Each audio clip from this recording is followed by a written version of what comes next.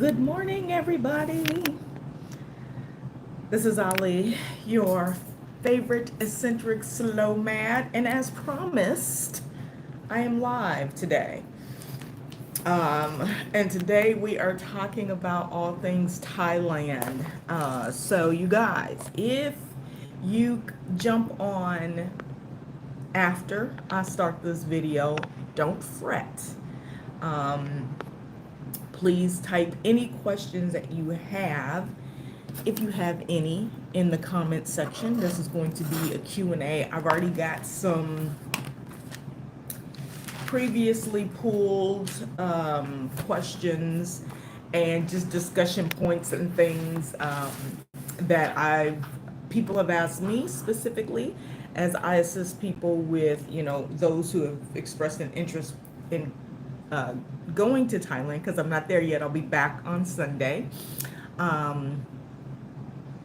And those who have considered relocating or just relocating in general and different things like that. And so this video is for you guys. So welcome, you guys. Welcome back to my channel. Thank y'all for always being with me, for joining. Please comment where you're watching from. If you have been to Thailand, if you want to go back, if you live there now, whatever, please chime in. I love interactive, positively interactive discussion. So anyway, y'all, it is 9 a.m. SEA time for me and for my target audience, I should say, who's not in Thailand. It's for the central and all of the U.S., the Western world, those who have inquired about coming abroad and coming to Asia, not knowing what to expect, what you're going to get into. That's what this video is for. It's a Q&A. Everything Thailand today. We're not going to be talking about surrounding neighboring countries or anything like that. If there is an interest in those, please let me know your specific interest, specific countries and or cities within those countries, and we'll chat about it. But today's gonna be a fun session. Just filling in the gaps, you guys. So first question, which happens to be on my first page. Hey, Lisa. Good morning or good evening. How is the visa process for Thailand? Okay, so let me ask you this, Lisa. Are you asking about a visa to visit for like tourism, or visas for hey, Alexander, for relocating, for long-term stays? Welcome everybody. Please let me know where you are checking in from, because and where, I'm assuming, bad assumption, just tell me where, what passport do you hold? Just looking for something really quick, but I can do it on my second phone. I am prepared. I got my laptop and my second phone. My morning is great. Thank you so much, M. My morning is great. How are you guys? So, I'm in America and I got a Canada passport. Okay, so you're Canadian. And would you be traveling to Thailand? So let me go back to Lisa. Lisa, I'm just going to answer your question based on if you're a tourist. We'll start there. Just let me know if, you're wanting more information. So I'm going to answer this question based on if you want to travel to Thailand for your first time and you want to know what the process is to enter. So I'm going to preface this by saying U.S. passport holders, Canadian passport holders, a lot of passports have visa-free entry into a number of countries. I'm American, but I have a Canadian passport and go to Canada. So you have an American passport as well, right? Because I can answer your questions about American passports, if that applies. But let me ask your questions as well, okay? Hey, Em. or no, not M, I'm sorry. That was M. The homies be like, that's your name. That's crazy. I got back from South Carolinas and I am in Kentucky. What's up, Kentucky in the building? What's up, Canada and America slash in the building? Where in Canada are you from? Okay. All right, so Lisa, and for everybody that's watching, U.S. passport holders, I'm going to share with you something that's important to know. I don't know how the other country passports are, but I'm going to share with you something related to visas and passports. So requirements for entering Thailand specifically for U.S. passport holders as of today, April 2nd. So it's April 3rd for me, April 2nd for you guys. As of today, you need no visa to enter as a tourist. Okay? I know, right? Starting to be like, what? And as of today, we get 60 days upon entry without applying for a visa. 60 days. You can extend that 60 days by 30 days through the immigration extension process, which requires you to complete or ensure that you have a specific form or acknowledgement filled out by the accommodation place that you're staying at, which I'll talk about really quick in a second, and physically going into an immigration office. They don't have it yet where it's online for this process, for this extension. And most of their extensions and everything that they do in Thailand related to visas, they do force you to come in person to the visa office, and I think, or to the immigration office, and I believe a portion of that is to ensure that you're actually in the country. So if you're asking for an extension, you should actually physically be in the country to get your extension. Okay, so 60 days right now. And the reason I say right now, guys, is because it seems to change regularly. Like last year, before July 15th, I believe it was, we were only getting 30 days. But 2 years before, when I was there for 4 to 5 months in 2021 through 2022, I got 4 months. Well, actually, I had 5 months because that was at the end of COVID, and they were opening up the doors, starting to loosen up their policies and restrictions and things like that. And so they just kept letting us extend. They were extending for 2 months at a time. So Thailand is fluid. Their immigration and visa process is fluid. So what I strongly encourage is, and I'll type this in the comments as well, is to use it's called thaiembassy.org, I believe. I will pull it up on my laptop right quick, and it should pop up, Thai Embassy. And that should be, I don't think it's .com, but let me see. Because a lot of times, sometimes it's .com, sometimes it's not. Oh, it is. It's thaiembassy.com, all spelled out. All right. And you can go on there, and it's the actual official embassy site, and keep track of any changes. They will notify you right on that page here. You know what? I'm going to swap my screen so you can see really quick. This is on my laptop. I don't have it connected to my phone. I apologize. The very first thing that you're going to see is Thai visas. Y'all, I couldn't get my StreamYard to work properly for me so that I can do screen shares. But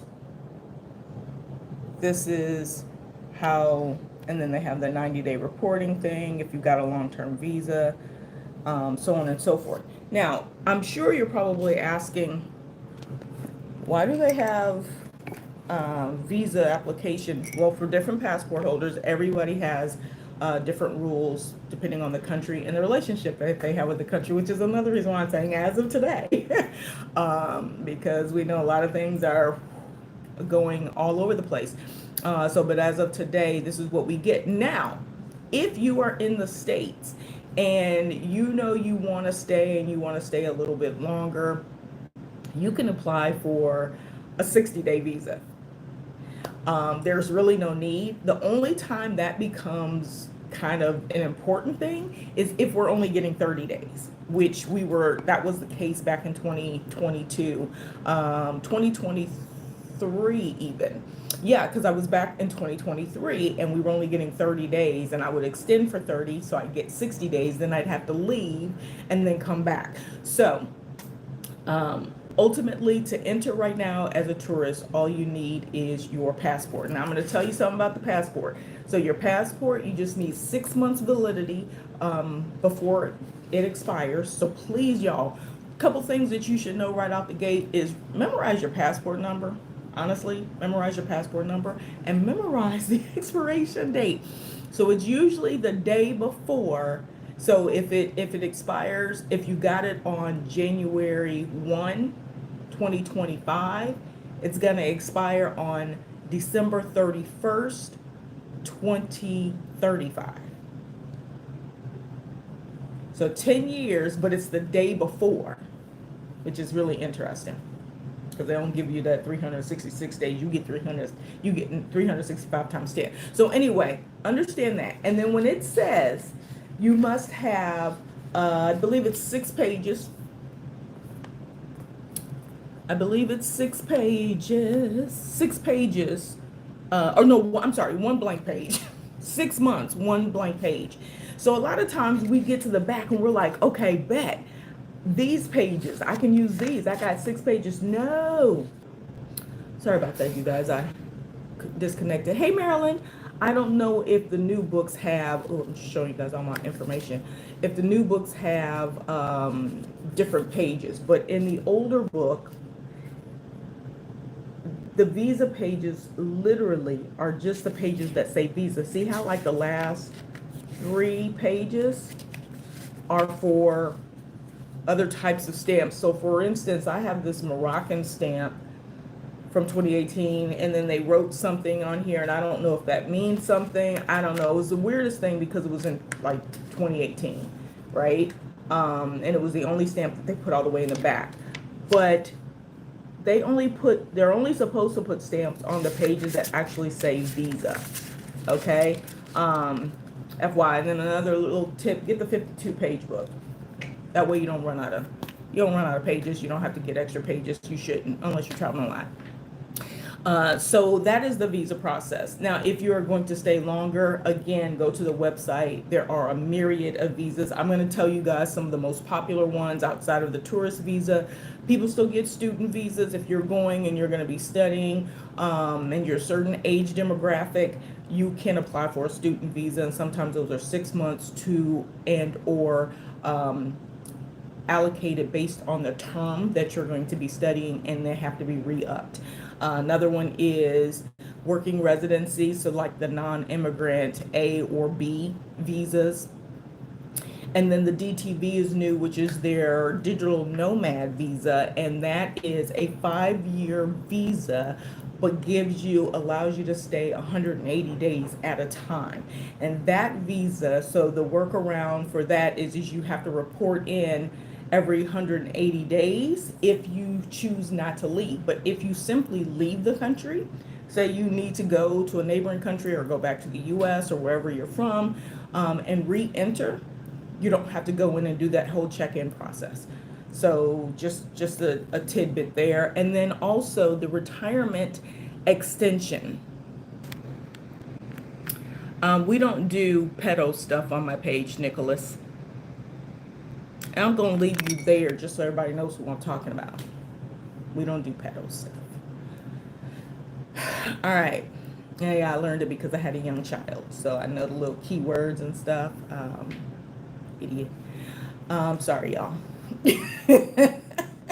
I like to leave. Sometimes I delete people right away, but no. Okay, so the retirement extension is not a visa per se. It's an extension of basically your tourism visa, because what a retirement visa says is that you cannot work, but it gives you a year stay. And usually what that equates to, with the time that we get now being US passport holders, it gives you about 13 to 15 months total, technically, because you're going to get the entry, the beginning days that you're going to be in Thailand, and you have to apply for that visa in Thailand.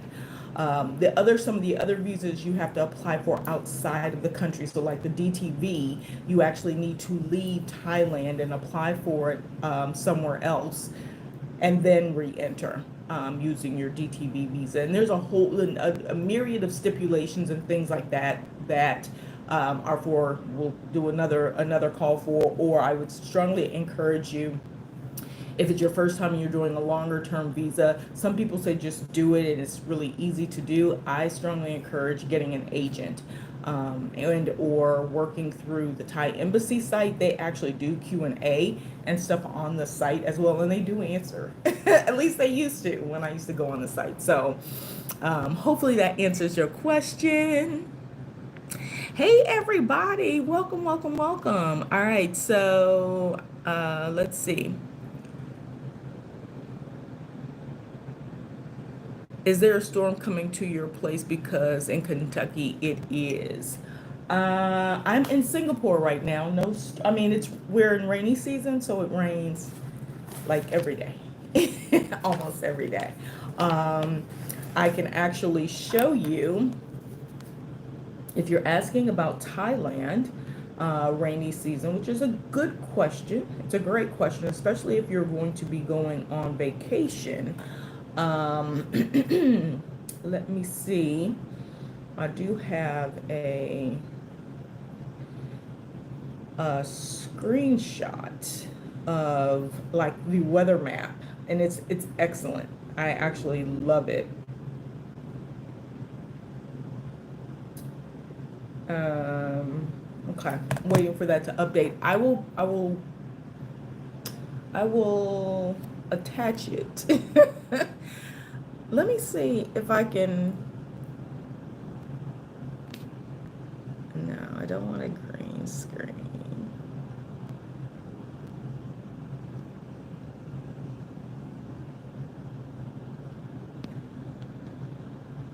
Okay, hold on. Here we go.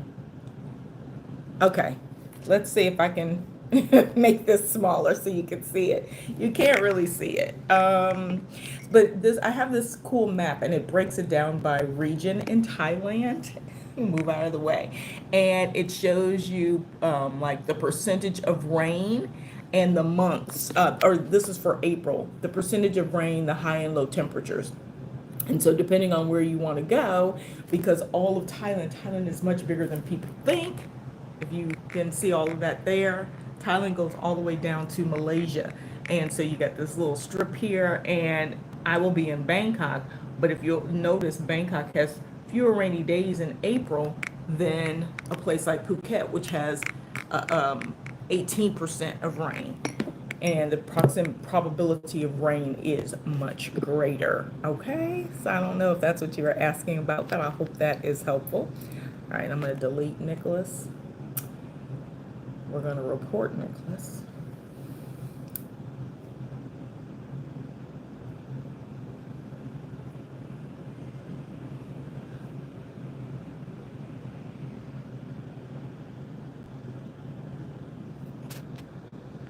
Okay, you guys. I'm serious about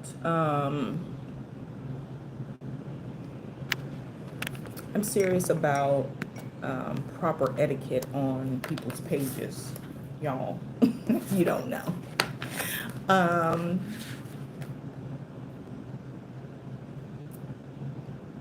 Thanks, Em. All right, come back anytime. You are welcome. Okay, let me see. Let me see if I can.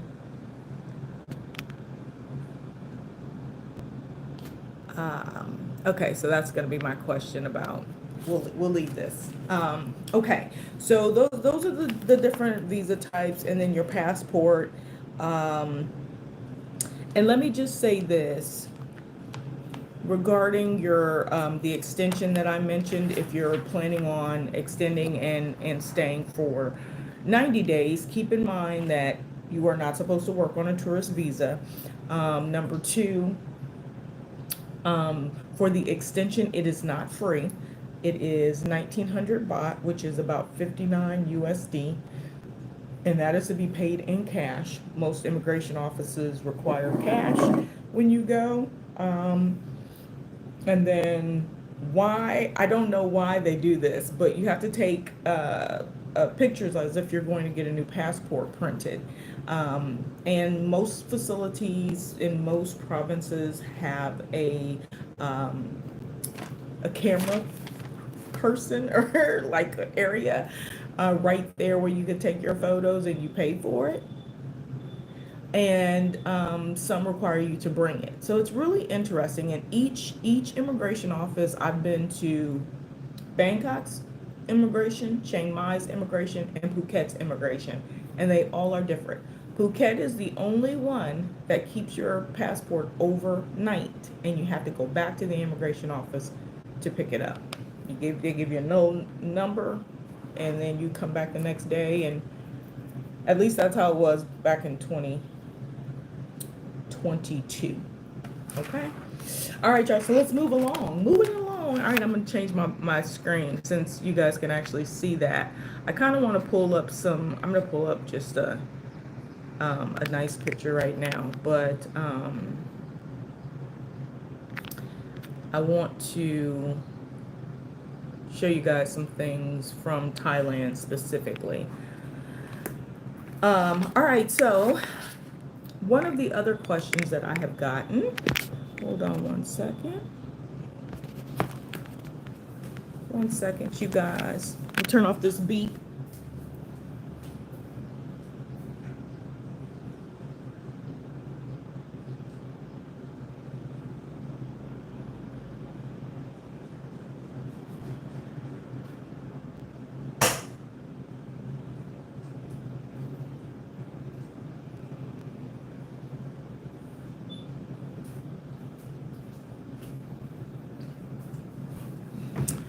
All right, I apologize, you guys. I am back.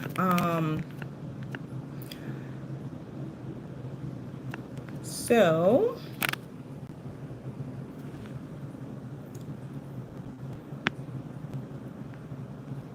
all right, so I am going to I'm just going to put a Thailand reference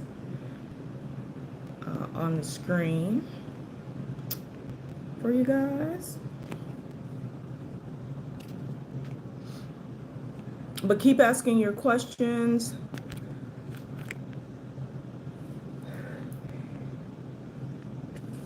Excuse me. How's everybody? Good morning. Good morning again. I apologize for whatever reason. My my updates are not updating. So, all right, maybe I won't be able to put the backdrop like I had planned.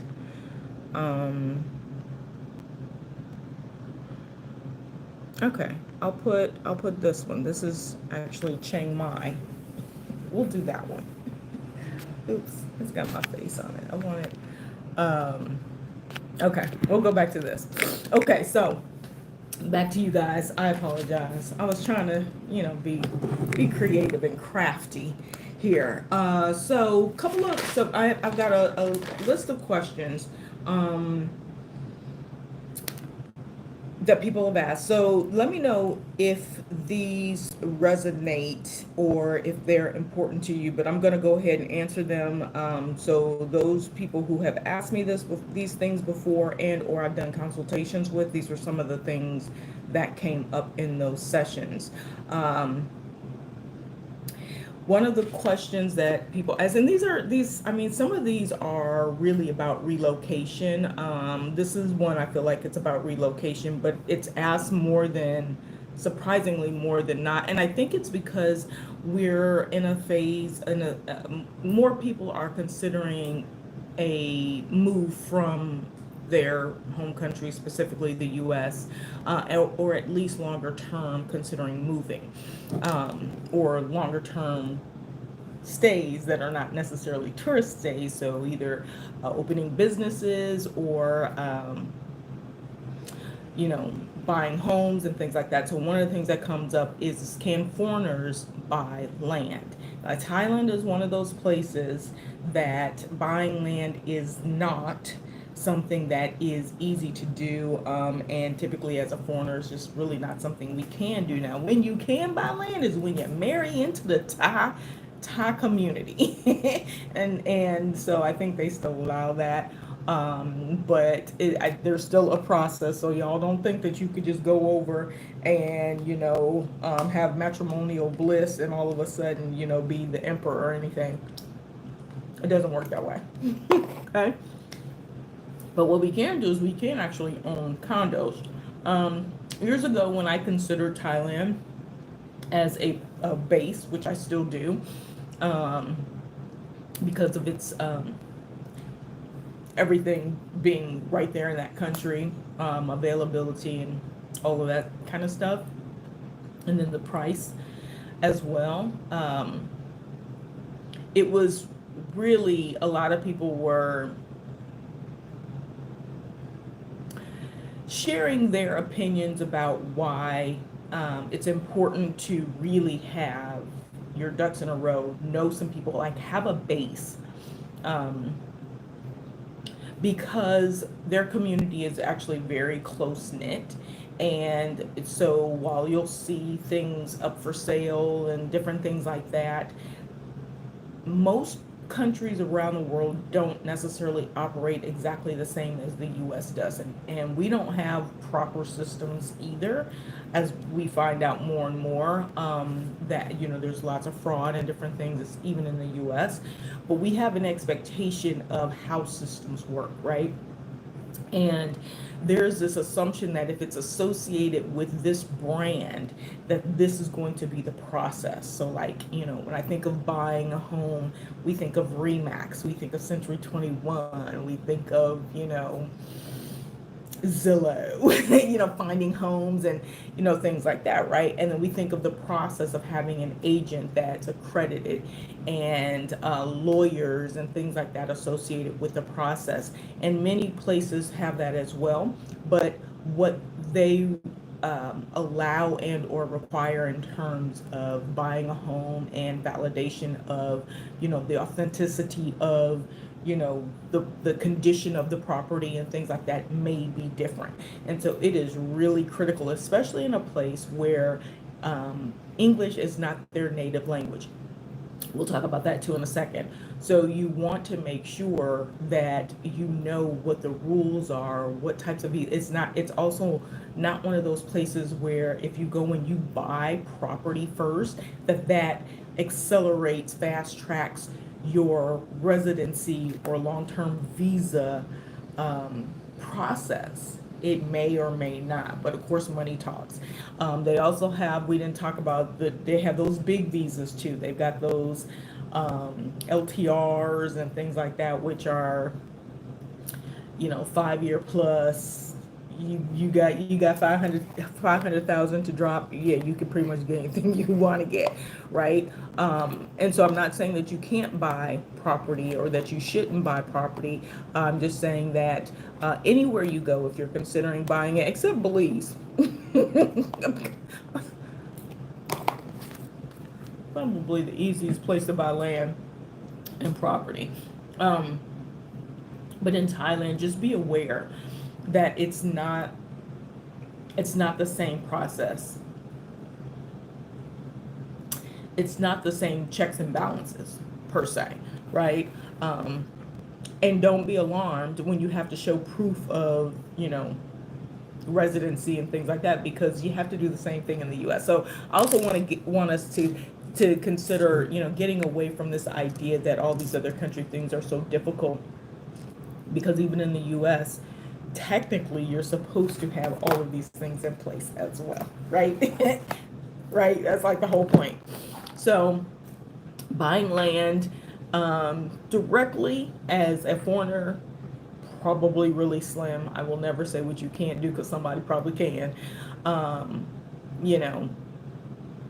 But as an everyday person like myself, I can't walk into a bank and get, just say, oh, I want to buy this land. It's not going to happen. So that leads me into, kind of along the same lines, a number of things. Once you get certain visas and or you're looking at living in a place longer term, one of the things that we want to do, because everybody says, well, what about the ATM fees? How easy is it to get money? Can you go to the bank? Yada yada. Yes, you can. Take your visa, take your passport with you when you go to the bank. Otherwise, typically no country will give you money out of the bank. I shouldn't say no country. No country I've been to, and I've been to 50. I think I'm on 50, 51, something like that, allows you to extract money, or do any type of business with the bank. Like, they won't just give you money, because you have an account or something like that, or you want to exchange money. You can go to the currency exchange, but even they ask you for your passport. So make sure you have and not a picture, you have to physically have your passport. But to get a bank account, because people ask, and then one of the reasons why it's important to um, consider local money management in any country that you're in, if you're going to be there long term past, the 60, 90 days thing, is because of the fees associated. Now, how can you circumvent that? Is, I don't have it with me, find a bank that does not charge or reimburses you for international fees, ATM fees. Um, I think Capital One does it, but Charles Schwab does it. I know a lot of people, or people talk about, Charles Schwab, and I've even said it, is maybe not as robust and up to date with their international process, because they closed a lot of their locations worldwide and are primarily in the West. I don't even know if they have Europe offices anymore, and so it's very difficult when something happens with your Charles Schwab account. You physically have to go into a branch. And if there's no branches where you are, because I had this happen to me and I basically didn't have access for a year to my account until I went back to the States. And that's problematic unless you add someone to your account in the States, which you still have to do in person, or you have to physically do in the States. And then they can go and work on your behalf. So little stipulations, but things to work around is to have a free fund, no fee, international card, a card that you can use internationally. And so Charles Schwab has been great, and they literally reimburse for every ATM fee, and it's automatic. You don't have to apply for anything. You don't have to say, oh, but this is a fee. They automatically know because it's an ATM charge. So that circumvents. And let me tell you, I'm probably going to do this year, because it's going to be the first year that I've actually used it. I would say probably, let's say, from August, so like September of 2024 to September of 2025, I'm going to kind of do a tally on my savings using an ATM. Dare I go back for the last 4 years of my travel, because I'm coming up on 5 years here and a couple of months, and tally up my ATM fees. That is a huge, huge, huge expense. And so a lot of people want to go to the bank because usually there's no fees, or the fees are much less to withdraw directly from a bank. So of course you can do that, but I will also tell you about banks in other countries is there's always a queue.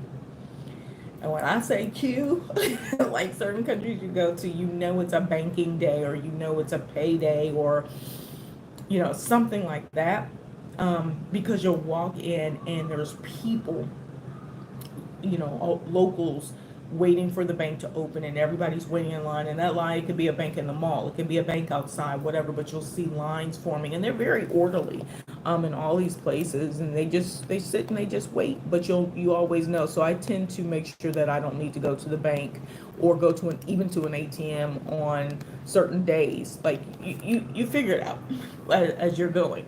So in terms of owning, getting property, there are channels to go through for Thailand. I will also strongly encourage you to visit first. Stay for a while before you buy anything, unless you have somebody like already boots on the ground. I'm eating papaya, y'all. Somebody's boots on the ground. You trust them, and you're going in with them, and they've got everything set up. But I still say, depending on what you're buying the property for, if it's business venture, if it's for live-in property or something that you're going to rent long term, and we're going to talk about that next, you want to know where you're renting. You're gonna want to know the stability of the community, the stability of the infrastructure, and oh, when somebody did ask me about the earthquake, a couple of people asked me about the earthquake as well as checking in with me, and I haven't made it there yet, so I was not there for the earthquake, but we'll talk about that in a second too. But you're gonna want to know, you're gonna want to see, because if you're gonna move somewhere, like you're gonna be living in a particular place, you sometimes we do things because it's just necessary. Like I get it, I gotta go. I have to move. I'm teaching or I'm doing certain things that require me to physically be there, and I'll worry about such and such later, but I want to go ahead and buy a property or rent something for a year because I don't want to worry about it. I still say come and visit. Because what's one person's paradise can be your demise. Like it could break you. I mean, I'm sure you guys know that there are times where you'll be um watching someone's video and they're sharing with you, a particular location. And so you base your stay, like you go and you book online a place for a year and they will happily take your money. Even if it's only 3 months rent, they will take it without you saying anything. And then you get there and the walls are paper thin, or you're inching, you feel like you're in a New York apartment. Yeah, you paying pennies for it, but or um it's been thrown up so quickly that you know the amenities aren't that great, or your neighbors are, whatever the case may be, or you just it's so far out of the way. Everybody says close to attractions in different places. One of the main things about Bangkok is being close to the BTS or MRT, which is public transportation. Yeah, their grab bikes and stuff are pennies, but it's even more pennies if you actually have one of these cards. And this is for Bangkok. Their BTS system. This is not even for MRT because they're different, owned by different agencies. They have different cards. They can work on that. I wish they worked on that. Okay, so that's my spiel on that. So the other thing that we kind of alluded to, or I started talking about, was infrastructure. So everyone was asking about the earthquake. No, I am physically not there. However, I have talked to a number of people that are there, mainly because I'm flying there from Singapore, and so it's only an hour, 2 hour flight for me. And while the cost is not totally minimal because I just bought my ticket, I could change it. I did get a flex ticket because but I bought the ticket before this earthquake though. Like, I just bought it, but I bought it before the earthquake. And so I did reach out because I also will be doing 2 house sits in Thailand. And I wanted to make sure that there's no infrastructure issues in the buildings that I'm going to be staying in, that people aren't, getting up and taking their pets and going to cancel because that would change what I'm doing. And you never know with natural disasters happen, and so you kind of go with the flow. And so actually one of my house sits, my first house sit that's coming up here, they just reached out to me today and said the first few days were kind of hectic, but everything is back in order now. And so I'm going to check on structural damage and all of that, because of course, if there's any aftershocks and there's any structural damage, that's not a building I want to be in, right? So, but as far as I know, there are still people who are caught in the rubble. in the building that collapsed in Chattahoochee, which is coming around to the north, kind of north of the downtown area in Bangkok, where that building collapsed. So if you were watching the news and stuff like that, you saw that there was a building that fell, and this was from the Myanmar earthquake that hit. It was 600 miles away. And so from what I read, because I also read about some other things about the infrastructure of Bangkok, for another conversation, but because I haven't done enough research, but Google is my friend, and so I do check up on a lot of different things, especially considering I was planning on um, I was planning on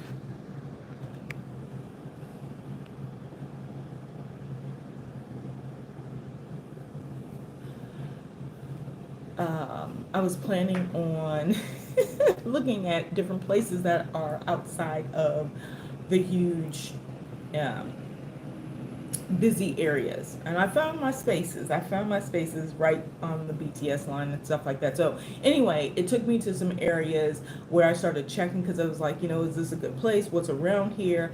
And then you started getting information about infrastructure and setup and stuff like that. Hey, you guys. Hey, Jessica, good morning. Let me know where you're checking in from. I'm just talking about all things Thailand, answering some questions that were previously asked. And any questions that you guys have for me is just Q&A. Anything you want to know about Thailand, please feel free to ask, and I will answer to the best of my ability. Hey, picky eater. um, and so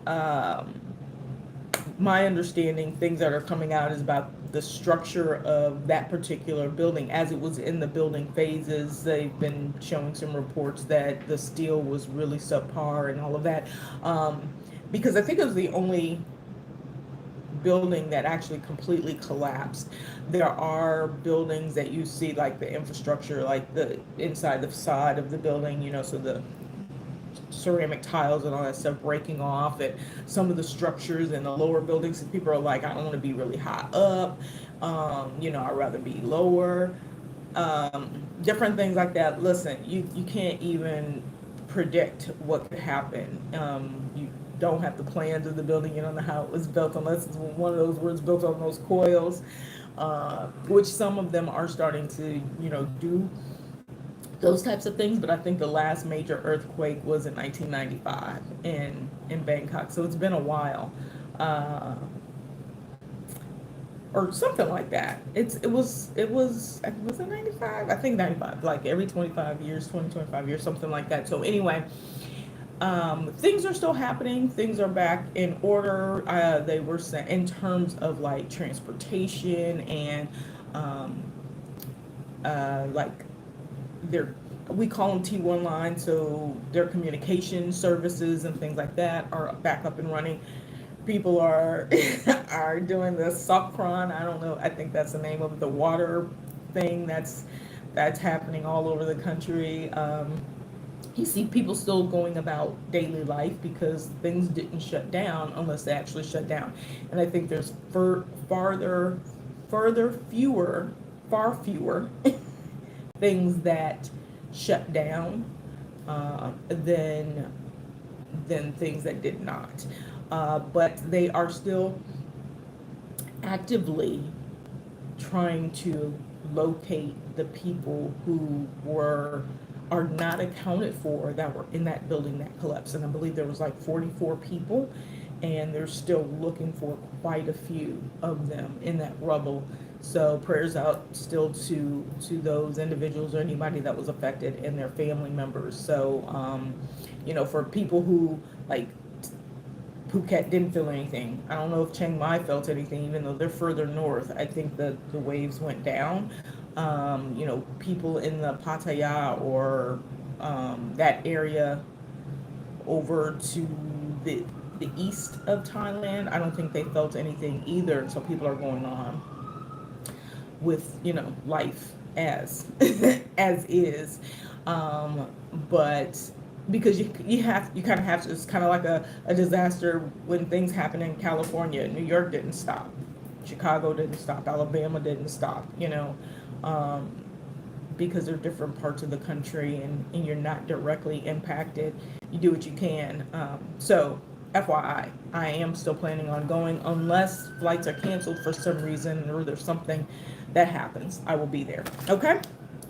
All right. So I'm gonna take right into the weather question that I got asked, and so that was the backdrop that I put up here before. What you guys, someone had just asked me, what is it raining here? I'm in where am I at? I'm in Singapore right now.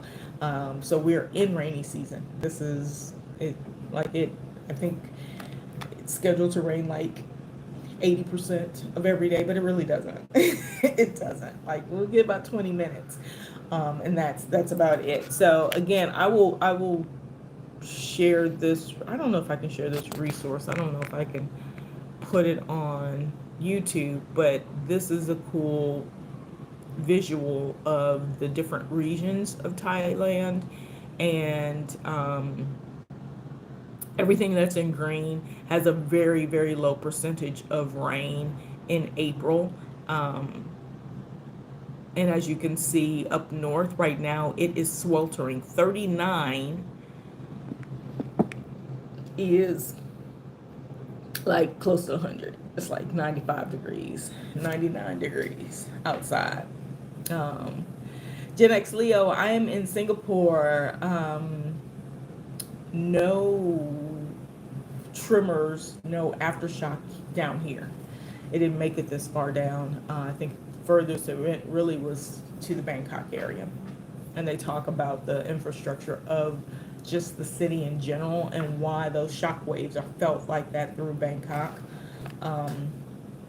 Something to do with the way that it was built, the entire city. So really good information. Like I watch these documentaries, y'all, on different cities, the development of these different cities, and it's crazy sometimes when you find out you're not standing on bedrock, you on sand rock. Hey, big up yourself. I don't know who this is. Good morning. Let me know where you guys are checking in from. Okay, so you guys, so weather, the reason that this is important is because people will ask, and I cringe at this every time someone asks, what's the weather like? Is it going to be nice in January? Is it going to be nice in February? And then somebody blanket answers, oh yeah, it's great. That's the best time of the year to travel. And I'm like, well, which region they going to? You know, they'll say, March or something. And I'm like, but where are they going? The reason being is because you see how big Thailand is. That's all of Thailand plus all of this part. All the way down to Malaysia. And actually, that's some of Malaysia in there. That's some of Malaysia down at the bottom. But you guys, the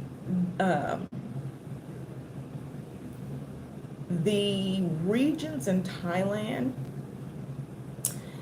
go through different weather patterns, just like the United States. So, right? Like, it could be snowing in Minnesota right now, and it's balmy in Texas, 100 degrees in Texas, right? So I want you to think about it from that perspective. So when you say Thailand as a whole, the whole country does not experience the same temperature, weather patterns, climate, all that kind of stuff at the same time. So monsoons they do this rolling thing, right? And it also depends on if you're in a bay.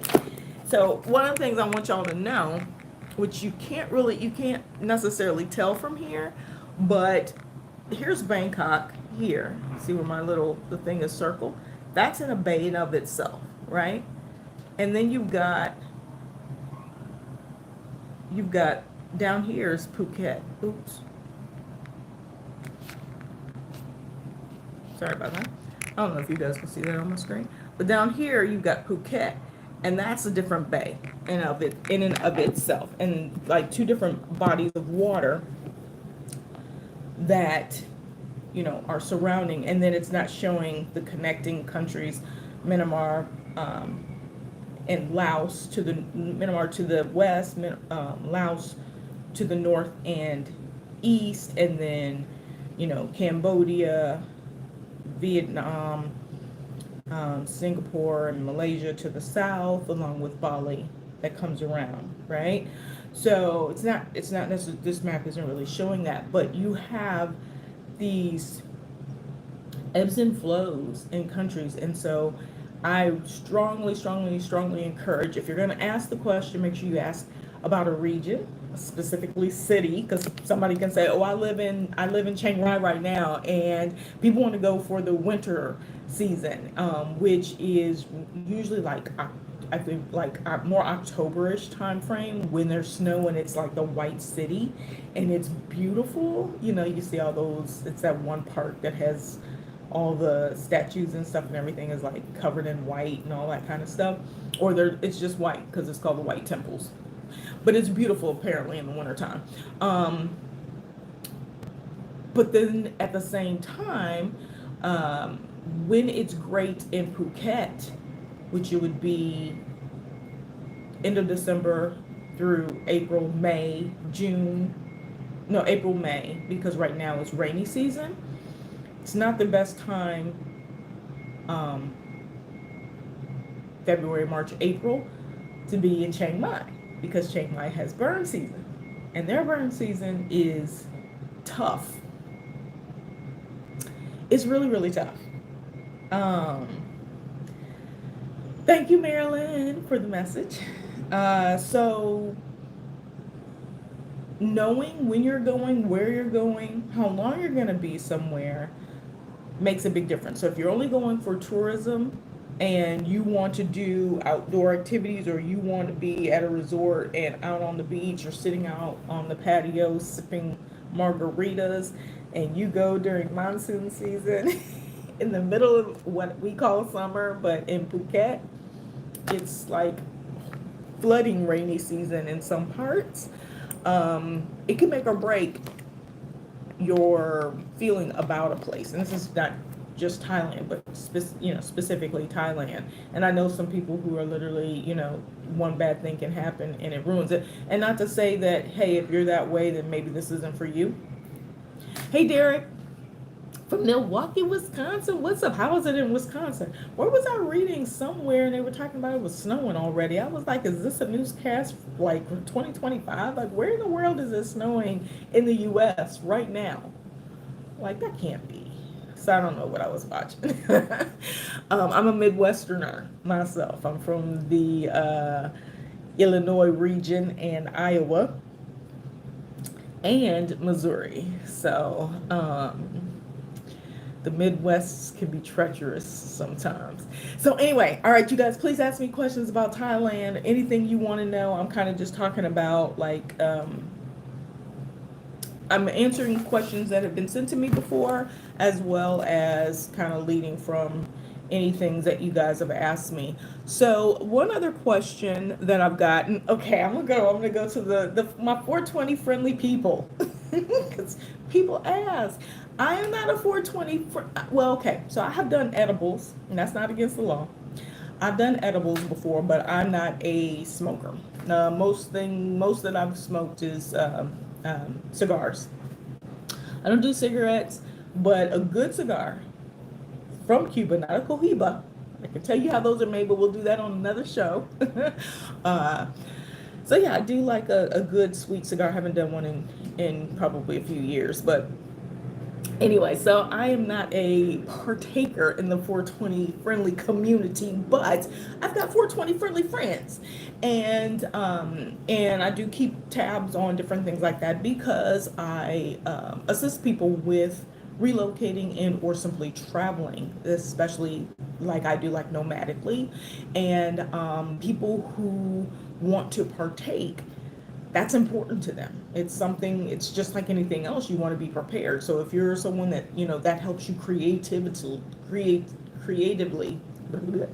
or, it's part of your regular routine, or maybe you're a puffer yogi person, or oh no, whatever. And you go to a place and you can't partake, that can be difficult. All right. How are Black people treated in Thailand and Philippines? Derek, I will answer that one. It's snowing in northern. I knew I saw something that said it was. Does it do that? Like I used to have clients in Wisconsin. I went to Wisconsin all the time. In April? Oh, yes, because even in Chicago it snows. Like we would get our last snow like April, May. Okay, I'm sorry. I've been gone for a long time. So, all right, my apologies. I'm sorry. um okay, so my 420 people. Um so, it is not illegal to have cannabis in Thailand. It's not illegal. But it is illegal to smoke it any and everywhere you think you want to. So typically there are um, dispensaries, stores, shops where you buy your cannabis. And they have, this is something I noticed in Chiang Mai. I promise y'all, every store was coffee and cannabis, gelato and cannabis, uh, cappuccino and cannabis. Cannabis. I mean, it was like, get your facial products and cannabis. Like everything was. I mean, everything was cannabis. I think I even have like some photos. I need to find them and scroll through and let y'all see them. But what they also had a lot of them is you could smoke in shop, or they had like a seating area. So one place we went to in Chiang Mai, a friend of mine, um, I went and they were just checking out the store, and the store owner was like, "Well, yeah, we'll give you a setup." I was like, "I don't need one. I'm not smoking, but I'm here to support." And the setup is like the tray and whatever papers, I guess, or if you don't bring your own or whatever. So I guess if you buy, they give you the setup. It's like ordering a drink and you get the the ice and all that. So they set you up and you can smoke for however long you want in the adjoining room. This was open air, so it was like actually outside. And that was fine. They let you do that. But rarely do you see people walking up and down the street partaking. And I just recently saw someone post in a group, and I say this just, a lot of people are like, well, people want to have their entertainment and all that. Don't say things that are negative. So I don't want anybody to think this is negative, but just be aware. So in one of the groups that I'm in, someone posted that, because you think, well, I'll get my stuff and I'll smoke on the balcony, because most of the apartments, hotels, you can't smoke anywhere in rooms. I don't care if it's a smoker friendly community or not. Most places smoking is, I mean, I've been to some places where they say there's a non-smoking room, and the smoke is coming out of the walls. I'm talking about regular cigarette smoke. So some places still allow it, but for the most part, even in Thailand specifically, you can't smoke in any rooms. They tell you to go outside. You can use the balcony sometimes they'll say you can't smoke on the premises. You got to go downstairs and outside the building or on the rooftop or something like that, right? But anyway, let's say you sign the lease, or you're in an apartment for 3 months or something like that, and you go and buy your goodies, and you go and you're smoking out on the balcony, and a neighbor calls on you and you get in trouble. So this person had their stuff. They were not smoking in the apartment. They were smoking on the balcony, and yeah, you can smell them. One of the things I think which is really interesting for smokers and my 420 friendly family is they don't realize how strong it is. And if you're not a smoker, it's like the first thing you smell, right? I can smell it a mile away, right? And so apparently someone in the building called the authorities on this person. The police came, knocked on their door. Of course, you can smell it. Even if you're on the balcony, it comes in, so they could smell it. And that person, the owner was called, and this is something that literally just happened like maybe a week or two ago. The owner was called. This person was basically evicted, kicked out of their apartment, their lease forfeited, their deposits, everything forfeited. And it wasn't because they violated, a smoking in apartment rule, because they were on their balcony, but it was offensive to someone else. And so there's this gray line in certain areas. So you kind of got to know where you are. So it's not like, oh, they sell it on the streets. I mean, because literally you can walk up and down the streets of Bangkok and everything, and you'll see cannabis stores all over the place. just be mindful, you guys. And you can't flex your I'm American citizen. That probably gets you in more trouble. Don't do it unless you got some real clout. You know what I'm saying? Or you're in real trouble and you need to, get to an embassy or something like that. Um, but that just brings me to this statement: make sure you know where you're going. When you go to other countries, respect their culture and their rules, because they're going to go to their culture and rules. They're not going to look and say, "Oh, well, you're from this place, so I'm going to grant you leniency." That's not how we should move about this space anyway, right? So just FYI, it is 420 friendly, but there are some rules established, so it's not illegal. But the way that it's kind of like alcohol in the U.S. So you can drink in many places, and only a few places allow you to walk outside with it, right? So you can't drink liquor walking around. You can't do 420 friendly walking around either, right? Some people are like, well, you can drink in your apartment. Hey, these are the rules. So I'm just trying to share the rules with you, so you guys know. So, it's not someone coming on and saying, oh, I hate Thailand. They're so full of ish. I was smoking and I was on my balcony and I got put out.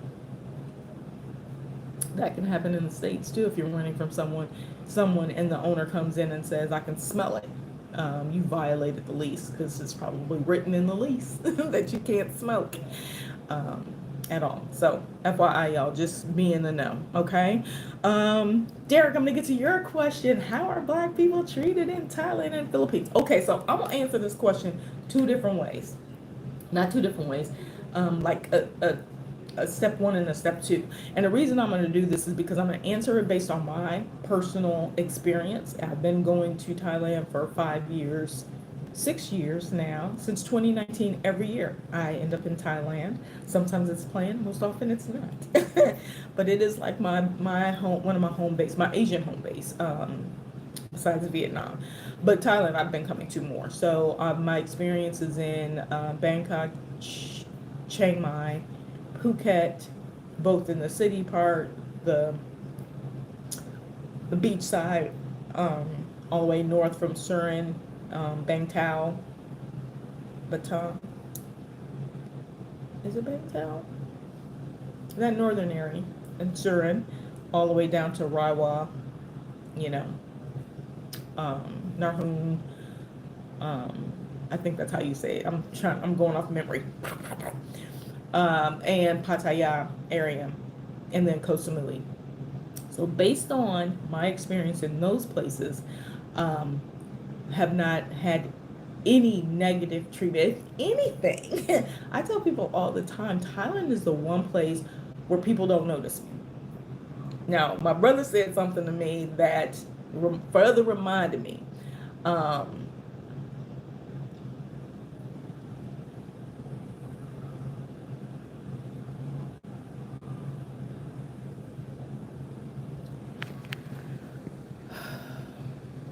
Goodbye, Pog.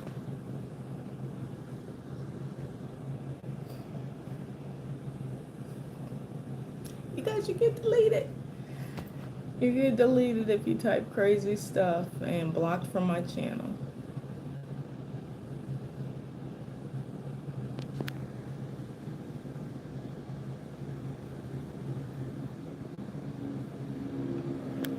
Thank you. Whoever handled that is probably Marilyn. I bless your heart. I appreciate you. I don't know who did that, or if it was me when I blocked them. It might have been me. Anyway, okay, so one of the things I noticed, this was back in 2022, because I do go to places with a very open, like, slate. Like, I'm going in, we're going to see what happens. But I'm paying attention to energy. I'm paying attention to how people feel when I'm in their space, because I'm not a local. People can tell I'm not a local in a lot of places I go. Like, I'll be like, I am a local. Anyway, so, I've been to the Balkans. I've been to, other Northern European countries where, it's kind of obvious. And then, of course, I've been to Asia. And what's interesting is how much we actually fit in Asia, right? There are some stigmas and things like that that I think happen, and that's when colorism comes in. So I can't ignore colorism. Um, I can't ignore. Thank you, Derek and Marilyn. Thank you, because Paul. Anyway, so from the respect of acknowledging that there's levels of privilege even as a black person traveling around the world. My 3 years ago, 3 years ago, when I was in Thailand, I was sitting on the beach, and this lady came up to me and just started speaking in Thai. And this one, I had the curly hair, and I used to wear my protective styles. So it was actually like this style, but it was like curly, really, really like curly hair, So it looked different. Um, but I was about this complexion, maybe a little bit lighter. Yeah, because I'd be fading and stuff. But I've been in so much sun lately, like I'm just like, embracing the collective staying power of my color. So anyway, she walked up on the beach and she was speaking, and I'm looking at her and I'm like, I know you can tell. And then she came around to the front of me and she was like, oh, I thought you were Thai. That was like the best compliment I ever got. But I realized that maybe I was blending in from a color perspective, right? Hair, everybody does different things to hair, because you'll even see some of them really, like in certain places in Asia, their hair is curly and it's not straight. And Thailand is one of those places where there's a mix. So their hair is a little bit more frizzy sometimes. So I could maybe see, because my back was turned and I was thinner then too. So, so like they also look at body type. They also look at your feet. Because you go to places and they're like, oh, you're not from here because you're a woman with big feet. So we don't have big feet. Like I've had people tell me that when I'm buying shoes. Okay. All right. So anyway, then back to your question. Um, um, and so my brother asked me, he was like, Leash, how is it? So on and so forth. And I was explaining to him that, I feel like we fit in really well. Everywhere I go, people are really nice. And this is not just from a service perspective, because I know a lot of times it's like, keep it real. You're in the store shopping. But that's when you a lot of times get the most scrutiny, because in Asia, and this is one thing I want to share, is in Asia, you have a store handler as soon as you walk in the store. Most places, someone will follow you around. This is in Vietnam. This is in Thailand. Some places in Thailand.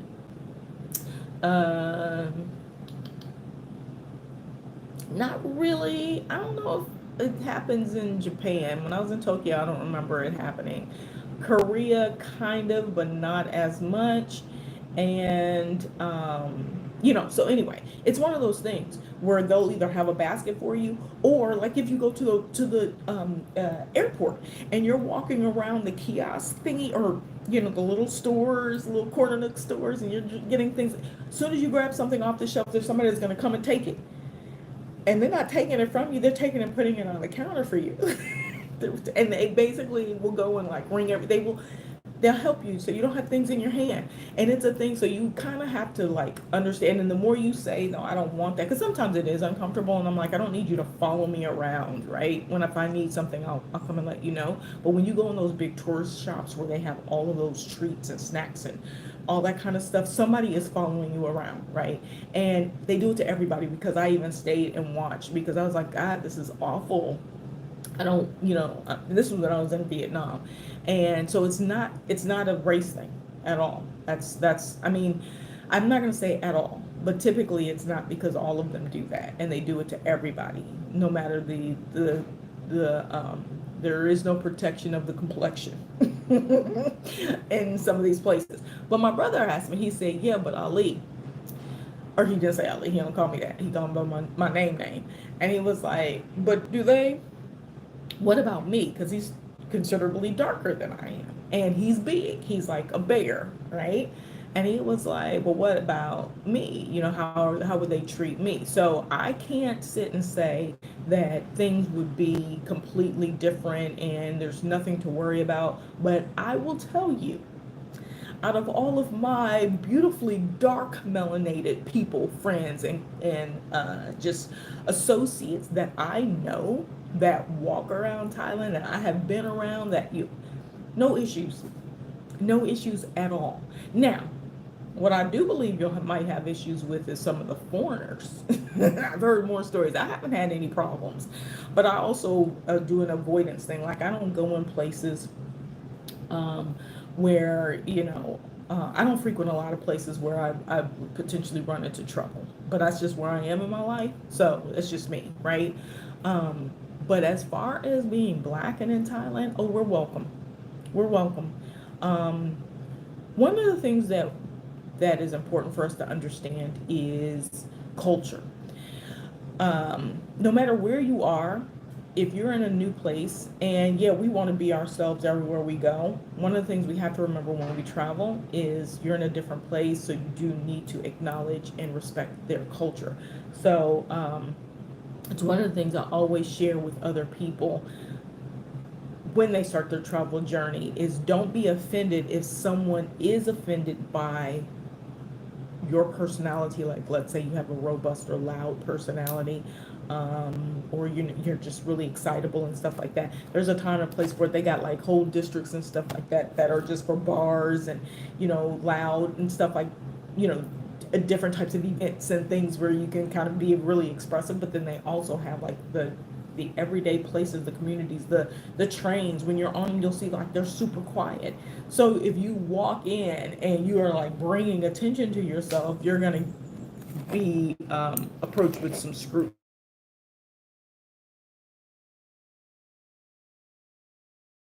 I expect in even in the U.S. Your question kind of broadly, um, and I feel like depending on it, so I feel like Chiang Mai is even more when it comes to places that are like I think transparently accepting. I would say Chiang Mai is probably out of the places I've been. Chiang Mai is probably the most Pattaya, depending male or female, because this is black male or female. I will say there's a difference from that respect as well. Well, they treat you good, but let's say if you're walking in the red light district, and yes, they have them. So we'll go to that next. Somebody asked me about um, what was the question? What was the question they asked me about?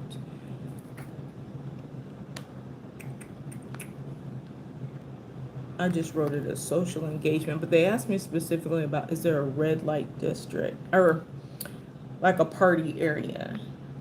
I guess I didn't write the exact question down, but there's places, and I walk around. I'm a solo traveler. I walk pretty much everywhere I go, or I get on the bus, or I get on the train, and I've been in certain areas where even if you walk by a massage parlor, like I be wanting like my massage, you know, and it's not an area for women, and it's not even a black thing. It's like it's they don't want you as a client. They want the guys.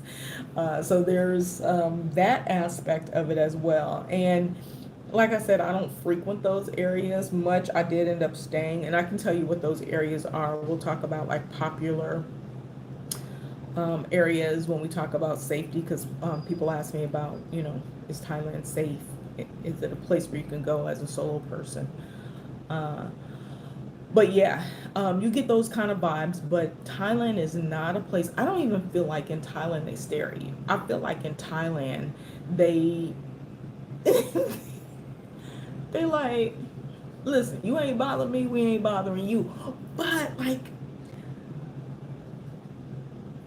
I feel like they're some of the coolest people. Even when you don't even understand, like Asians in general, like everything. Let me say this. Thank you, Derek. I appreciate you. Let me say this.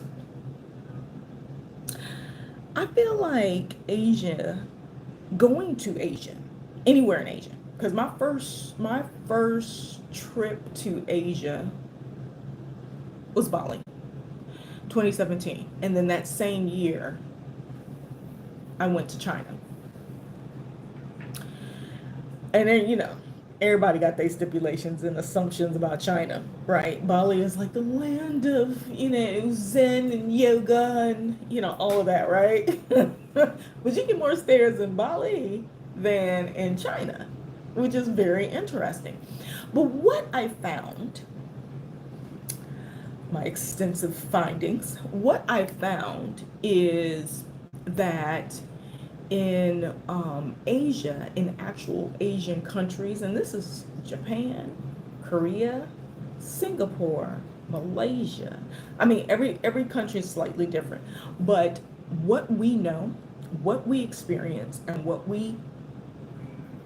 the energy and what we feel in the United States, like the the relationship that was created in the United States between Black people and everybody, because this is a systematic thing, it's truly the color of law, that those situations and environments are systematic, systematic, I'll say systematic, like anything else, right? They are created situations, because when you go to other places, other Asian countries, you might sit in awe and be like, okay, so I was about to say, they say excuse me, like sometimes it depends, because a lot of places in Europe they don't say excuse me, like they will sit instead of saying excuse me, pardon me, for the longest. You know what I'm saying? It's like, it's a weird thing, like it's against the rite of passage, but it's not in a rude way. Where, like, in the U.S. you can be in as a Black woman in a hair store, and you could be in the front of an aisle, and instead of the owner or whoever, whatever person, Asian person, walking behind you in the space, they walk in front of you as if you're not sitting there. But I mean, like, it's blatant like that, right? Like, these are the things, like, you can't ignore. But maybe they're like this with everybody. But regardless of the fact, we know the dynamics that were put in place in the United States. And so we do carry that stigma with us when we travel. We carry it. We literally are like, okay, I don't want to go nowhere where they're going to treat me like they do in the States. It's like night and day. It's like totally different people. If I tell you guys a story, I'm not even going to go there, because I'll be talking forever about an experience that happened to me in China. I tell this story all the time. I was just like, and I met Chinese people. I met Russians. Let me just say this, because we are, as Americans, are experiencing this. A lot of times, the people are not the government. Let me just say that the people are not the government. Okay. And so there are a lot of times where things are put in place where the people don't even agree necessarily with them. But I had an amazing experience. Let me clarify what I mean in China. Something that happened and was treated like, I say royalty, because I had this, belief, even though everybody was really cool, that I wasn't going to get help when I needed help. And they went out of their way, and we couldn't even speak. We were talking via Google Translate. Okay. So anyway, yes, we are accepted and treated very well. And just like anything, if you want to be loud, obnoxious, and stuff, just go to the red light districts where everybody is loud and obnoxious. Don't go into the high rise, rooftop place and be, crazy drunk. And this is not a Black thing. This is just in general, or be on, you want to rent a house and you're in a local area and you come in late every night, you drive in a car, or you blast some music, or, just disrespecting the community. Because the one difference we do have is our skin color. And so we become more obvious in that respect, if that makes any sense. All right, that's my 2.3 cents.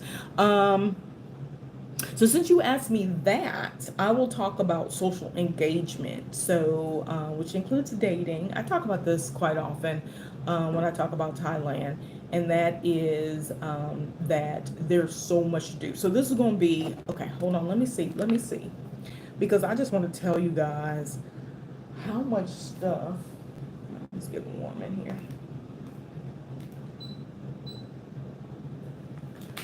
I want to tell you guys how much stuff there is to do. So social engagement is going to kind of be like include things to do, because someone said if they visit and they want to stay, because they asked me, Ali, what do you do if you're staying in these places for longer than a few weeks? What do? Do you get bored?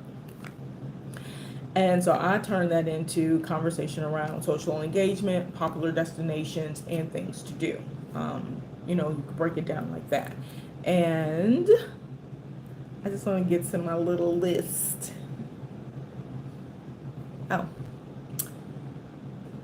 Sugar Smacks. Okay, so I'm not signed in. Dagnabbit. Hold on a second. Let me get the code, y'all.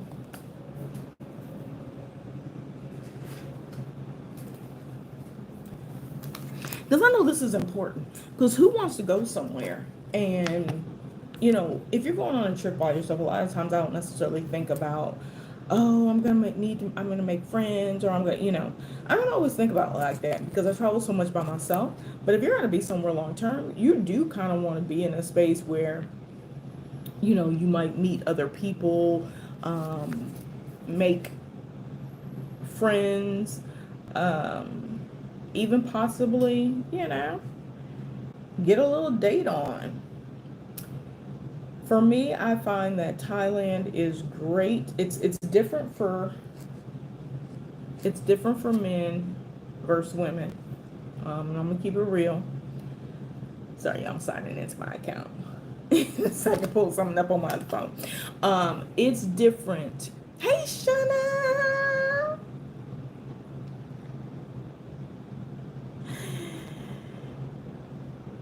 You loved it in Thailand. Where did you go?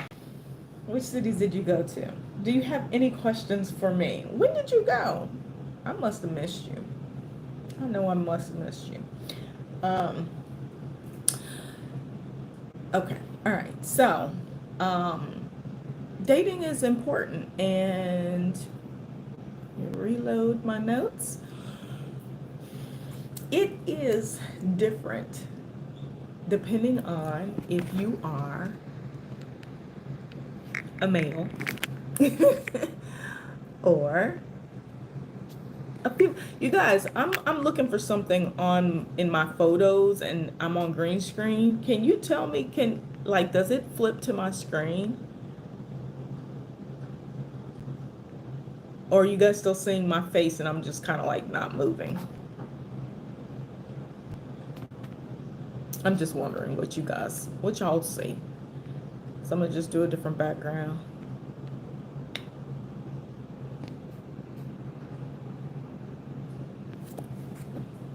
The infamous James Bond scene. Okay, so you can't see me switching it when I'm switching it. Okay, that's good. That's good. Big up. What brought you to that part of the world in the first place? Okay. All right, let me answer that before. Good question.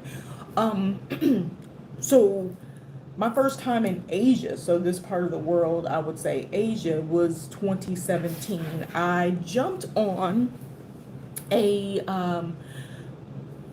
group that I was in that based in Dallas originally. It was called Girlfriends Abroad, and so that was interesting. It was a group, or still is, they just have a different name, that catered to women with natural hair, wearing their natural hair. And so I joined the group, and they were doing different tours to different places. And I never really did any tour groups. I kind of like traveling on my own and finding people. But anyway, they were going to Bali, and I was just like, let me ask and see if there's any availabilities. Last minute, like literally 2 months before they went, and my friend was like, we have an opening already. Boom, boom, boom. So that's how I ended up in Indonesia, okay? And then once I got my first taste of Indonesia, which, by the way, when I got my first taste of Indonesia. Um,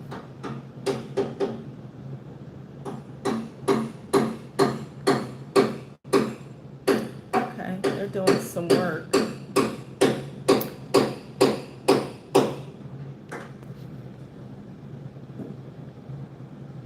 Okay, so when I got my first taste of Indonesia, I realized how much I actually loved it, and decided I would continue traveling. Actually, this was in Thailand. This picture, I think, is in Thailand or Vietnam, one of the two. And so, hold on, y'all, let me see. What's going on?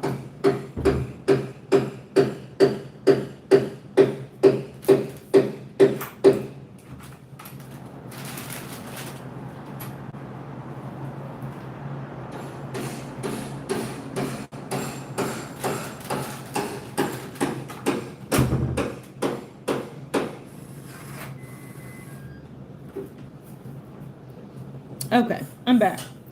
It sounded like they were literally outside my door, but they're somewhere, like right here. They're downstairs, I think. Sorry if you guys hear that. Unscheduled maintenance, I guess. So anyway, so that's how I ended up there. How I ended up in Asia the first time. And then when I went in December the same year, I went because my brother got accepted into this program where they were hosting 50 American entrepreneurs, and he got selected as the 50. And so as a sister, I felt he needed a chaperone, and so I jumped on the bandwagon. Matter of fact, I still have my China visa, good through 2027. It's a 10-year visa, y'all. Pay for it one time. It's good for 10 years. I haven't been back, but nonetheless. Oh, so somebody wants to get on my page and use the N with the hard ER. Okay, let's report you. Hold on, let me report. For hate speech,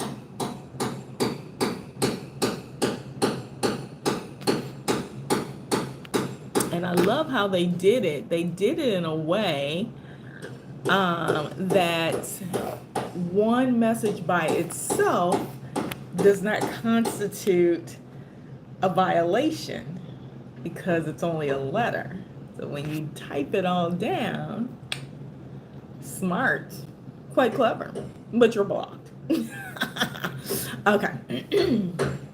Okay, so that's how I ended up in Asia, and my experience in China was fantastic, and so that just opened up the doors. So my first time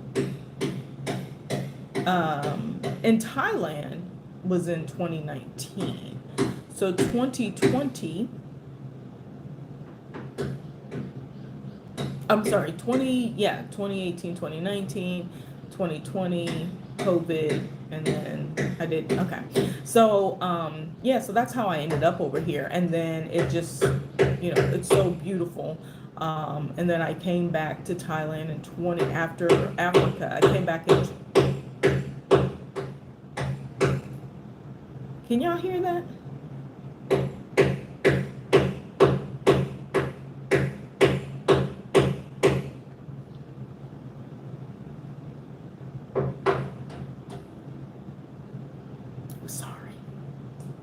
It's distracting to me.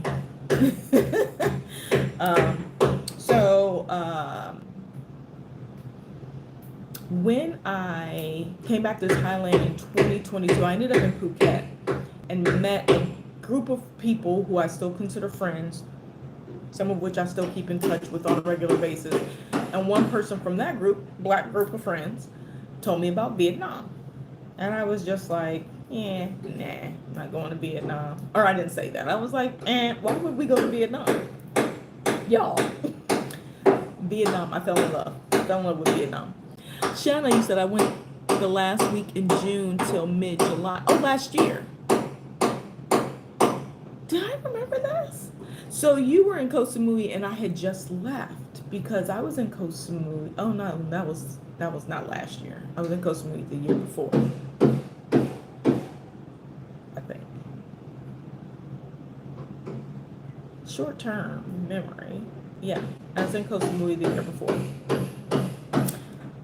Um, but I feel like I was in Thailand 2024. Was I not? Oh yeah, I was at the end of the year. How did you like it? How was Koh Samui? I'm so glad you went.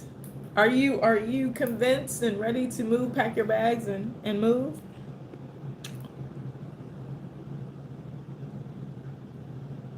Oh, you can hear it. I'm sorry, y'all. It was not. I didn't get a notification, but again, this ain't in my apartment, so so maybe they sent one. They usually stick stuff under the door, and this is a small building. Like there's only four apartments. I don't even think there's four apartments.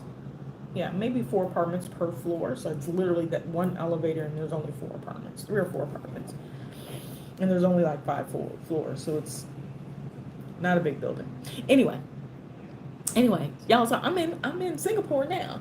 And so this is my second time in Singapore. And this time in Singapore because I've been here before, and it's one of those places where, it's an island. There's not a whole lot to see. Once you see the main attractions, like you see the main attractions. So if you come here for a special event or something like that, that would be like, the difference. But for me, I'm here because I'm doing a house sit, and I have two furry friends. I think they're out. Yeah, because they can hear the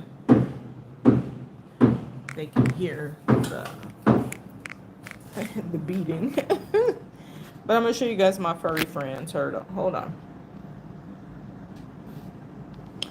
That I'm house sitting. Okay. Oops. Sorry, y'all. Oh, there they are. Hi, boys and girls. What y'all doing? That's Miss Mable, and that's Arthur. That's Arthur back there. Hi. You guys doing okay? You hear the person banging on the. Yeah. So anyway, this is Singapore. I'm in like the neighborhood area, like more residential kind of space. So if you ever want to know, you have any questions about house sitting, it's one of the ways that I supplement my stays because I've been out on this road for a while. I've never been to Vietnam, but I already know I'd love it to. Yes, I'm probably going to be going this summer. After I do my few 2 to 3 months in Thailand, I'll probably go to Vietnam or Bali, go back to Bali. I'm trying to get to the Philippines. I probably should go somewhere I haven't been yet.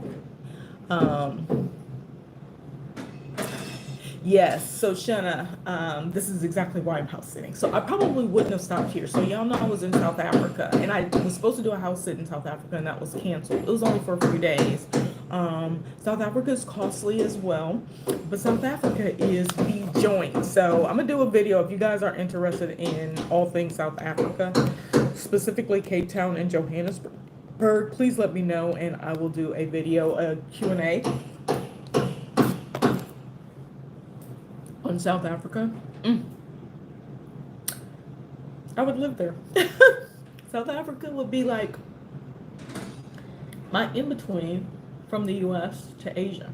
It's like 13 hours on both sides distance to fly. I loved it. Oh, surprising.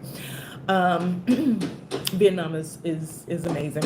Another one of those countries that's like a true hidden gem of things to see.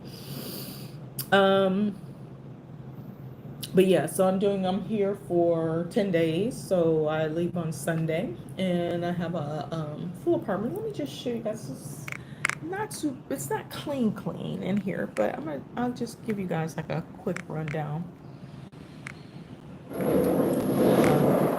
It's like a 2-bedroom loft. Okay, they're really doing some work. Enough space for a couch, chair. There's two balconies. Like I said, there's a loft there, there's a bedroom back there.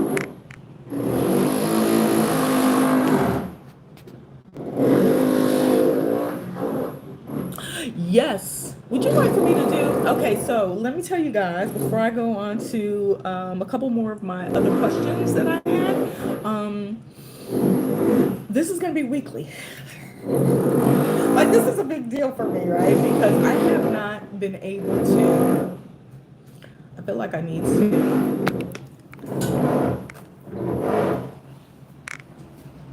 I feel like I need to.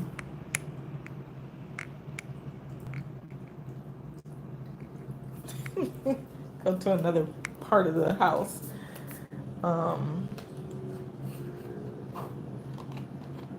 Okay, just stop. Let's see. Okay. Okay, so I'm going to be doing this weekly. This is going to be my time slot every week. I'm getting back to my Wednesdays. It's actually Thursday for me until next week. Then my Wednesday will be my Wednesday, I think. No, it'll still be Thursday for me. It'll just be 8 a.m. for me instead of. Okay, yeah, this is a little bit better. All right, I think I'm going to move in here.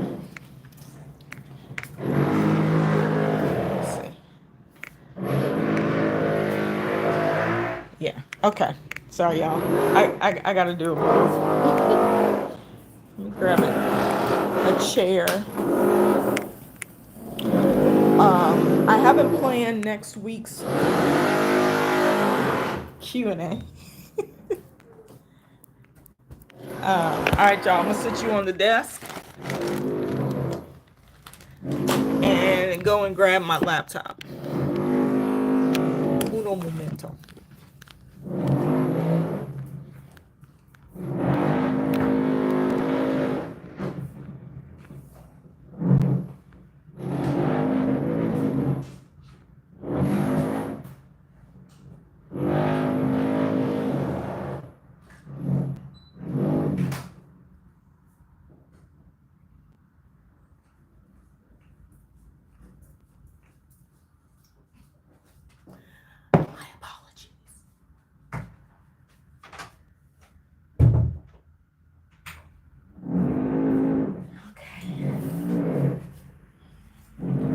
Make a little adjustment. Because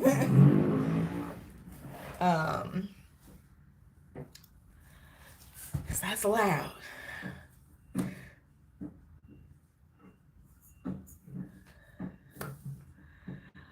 Yeah, this is, oh my God. So, okay. All right. So every Wednesday, y'all, 8 p.m. Central Standard Time is going to be this a live where hopefully I'll talk about a particular country, city, something like that, and take your questions, or we'll be talking about different topics.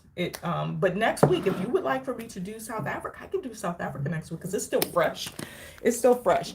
Yeah, I'll show you guys something because I am such a fan of this bathroom. Hold on. Hey, Mable. You gotta use the bathroom too? Or you don't like the noise? I love this sink. Look at this sink. And then she does have the Japanese toilet with all that stuff. It's turned off right now, but like this is like the biggest toilet I have seen. But it's really nice bathroom. Really, I can't make it smaller. But I love how they have these really nice built-in like metal and glass shelves. It's like probably one of the best built spaces.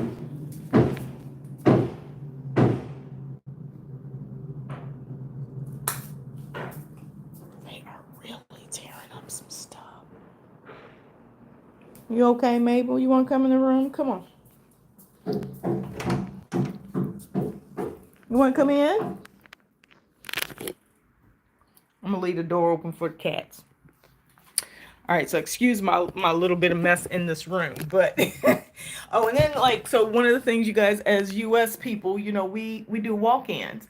And one of the things this place and the place I'll be sitting at in Thailand, which I sat for her in December, um, she also has this little nook. It's like a walk-in closet, but it's the whole nook is all closets with an open space, so it's just no door. So it's kind of like a walk-in concept because that's closet there too. That's closet, and then that space. But the other one that I'm gonna be staying in, they also have a closet on this side, and so it's a wall of closets, but without a door. Right? Typically, places you'll find they have. That was not one of the questions that I had, but I do get asked this, and it's about storage space.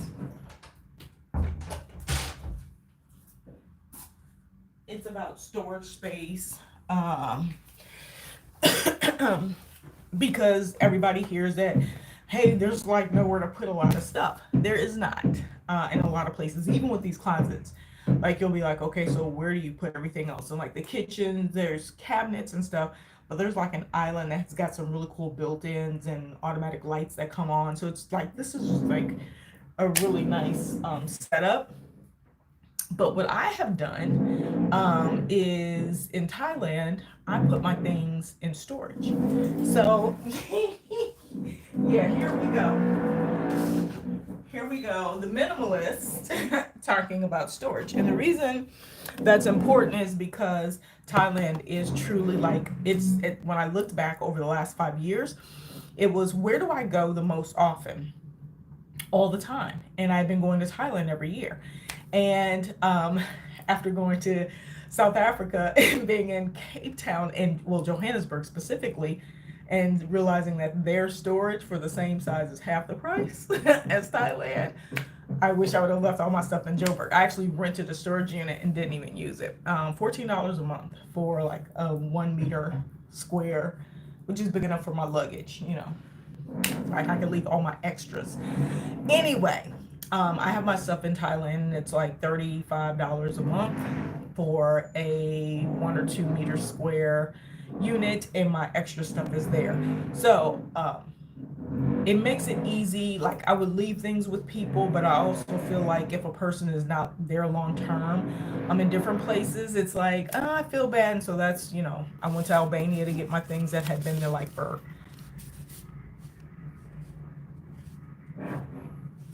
I went to Albania in January, so my stuff had been there 6 months in Albania, and I hadn't even touched it. I didn't even remember what was in it. So storage can potentially be a problem, but if you do a little bit of research beforehand and just find out what kind of storage your apartment has, if they have extra storage like rooms or something on your balcony, and if not, if you can rent storage space at a storage facility. Thailand and Johannesburg do not require any credentials. I don't even know if they ask for my passport. The Johannesburg I did online. They may have asked for a passport. I don't even remember, but you can do everything online and then just drop your things. There's not even a person on site in Johannesburg. So many different options and things to do. Okay, so let's get back to this. Oh yeah, the bathroom is that. It is, ain't it? It's really cute. Your phone, your place is okay. So, big up. This place that I'm in right now. This is just a house sit that I'm doing for 10 days. So I'm here till Sunday. But so yeah, no, I won't be here long. I go to Thailand for a week, and then next Friday I start another sit at a place that. Hey Jenna, good morning. Average blocks play Avenger. Or no, that's just Averager. I don't know what that is. Hey Kaden. Good morning, you guys, or good afternoon, good evening.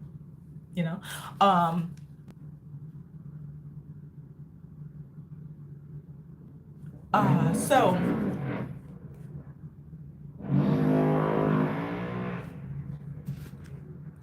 goodbye, Jenna.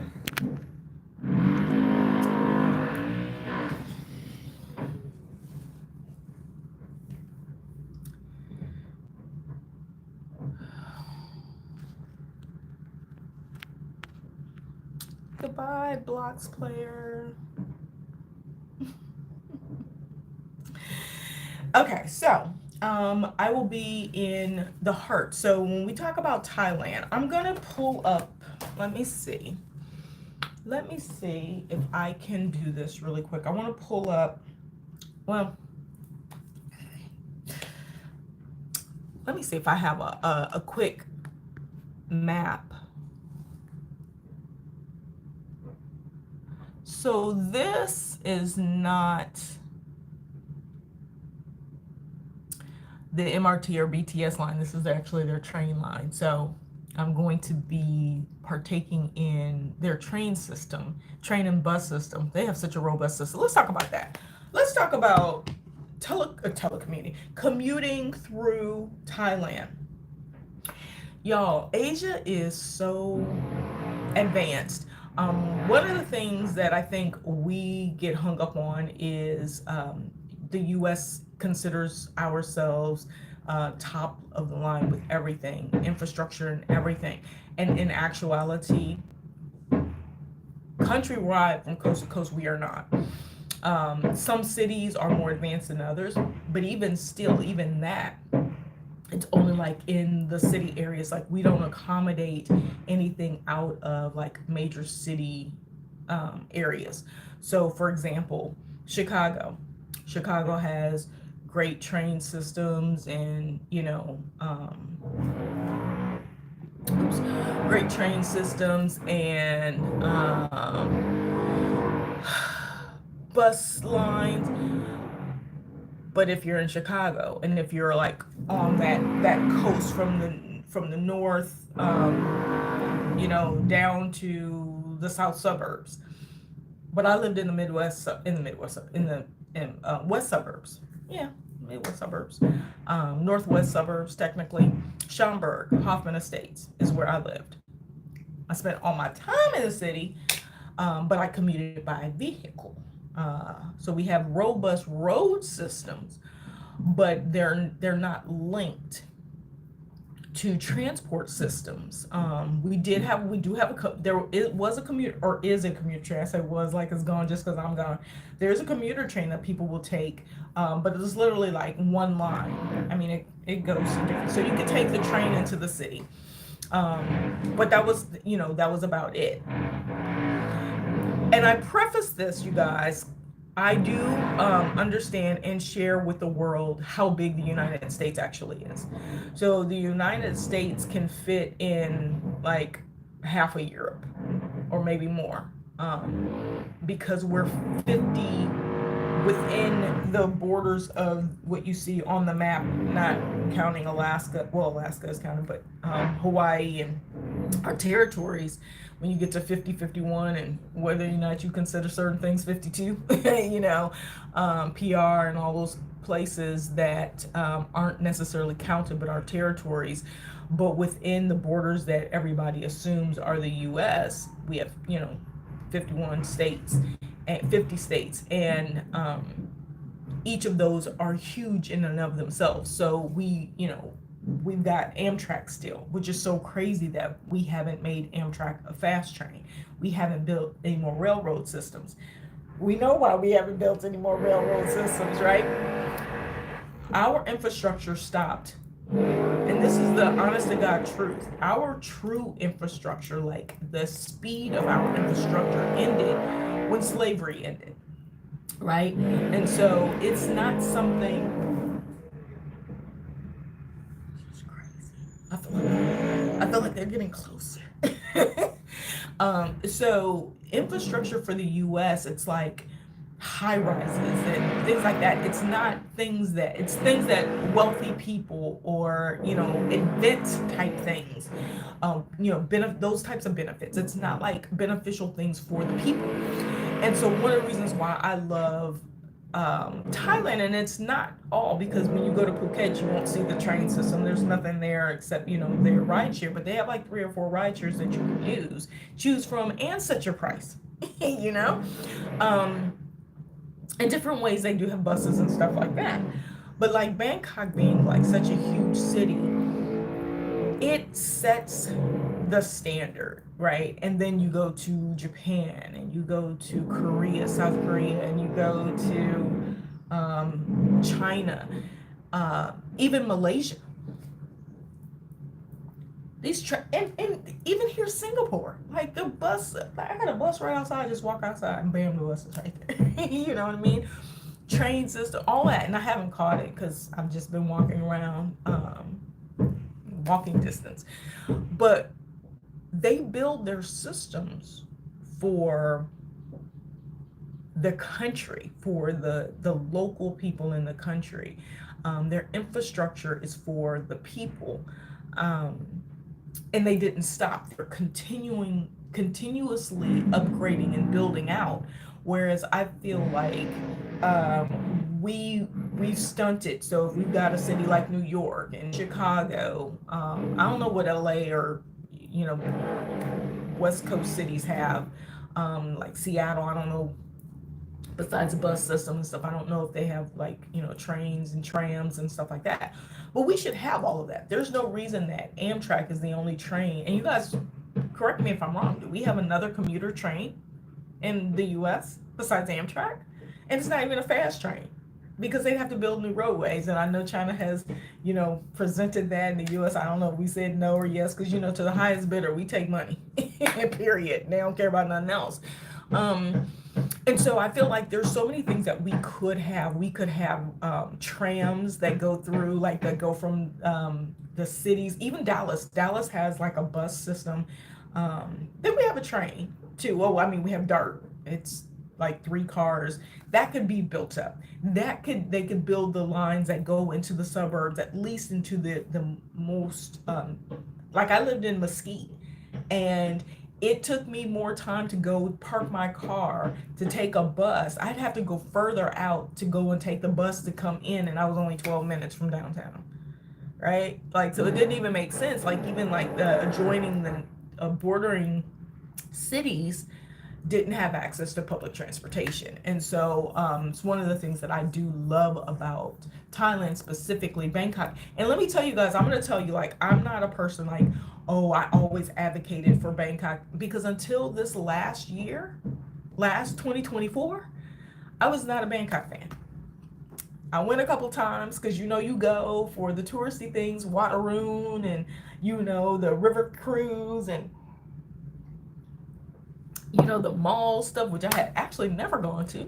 You do all of that and you're just like, oh my God. And then you're in Chinatown and you're like, oh, hell no, right? Literally. Until you actually go to stay. And so that's what makes nomading so much more different than the tourist aspect of it, because I feel like you get to see it more authentically. And I love it. I love it.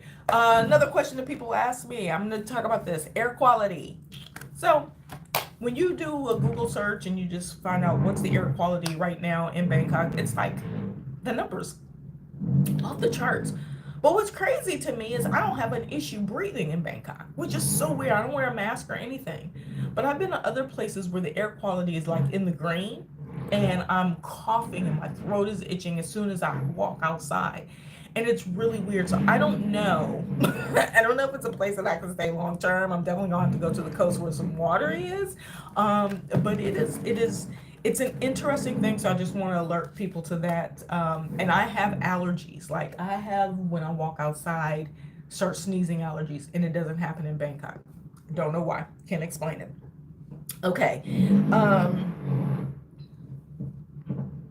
Yes, America's way behind. I was talking to somebody about this before. They were like, well, the U.S. doesn't have good transportation systems because we have a lot of in-between cities and stuff that are a little bit further away from major cities. And I go, Japan has a system that runs through the entire country. Japan is not the U.S. I get it. I get it. I get it. I get it. I get it. And this is Thailand's system. This is the trains, the different train lines, right? I want to point out something about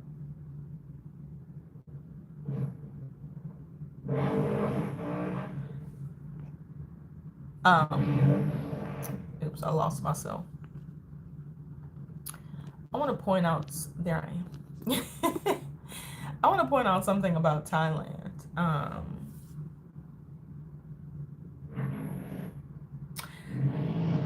This is just the train line, train routes, and stops, and because it's basically city stops. They have a website. I think it's on here. They have a couple websites, but one I found that I will be taking advantage of, and I want you guys to follow me on this journey when I take it. It's going to be in about 2 weeks. It is called the Thai Train Guide, I believe is it. And it basically lets you, it's kind of like Omeo or Rome to Rio, where you could type in where you want to go, and it gives you all the possible routes to get, or all the possible ways to get there, the transport companies. So coach buses, coach shuttles, cars, trains, other types of buses, everything. Y'all, can I tell you, let's talk about price, because people are like, how much does it cost? Well, how much money do I need to bring? The cost starts at like $4 if I were to go from, I'll give an example, Bangkok to Hua Hin. I say Hua Hin, but that's probably not how you pronounce it. This place right here. Right there. That one. To go to Pattaya or Jomtien is about a 45-minute drive, and you can get it as low as like $10, I believe. Otherwise, it's so much cheaper than going the other side, because the route in the cars, like,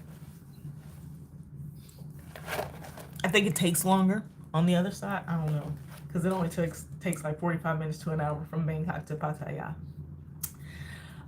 So really cheap, under $10-20. And then like for a sleeper train would be, if you needed one, I mean, it's a 3-hour. If you're going all the way down, you can actually take the train all the way into Malaysia too, y'all. Y'all can go from Penang all the way up to Bangkok, and then continue on to Chiang Mai. Because I thought about it, I was like, oh, I don't always want to get on a plane. Like, sometimes it's annoying to get on a plane, even if I only have one small bag.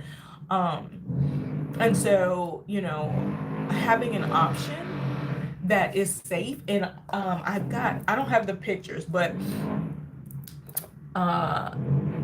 if you go on, hold on, let me see if I can show you guys. If you go on the train guide, the Thai train guide, you will see pictures of the trains, and they're very nice. Very nice trains. So,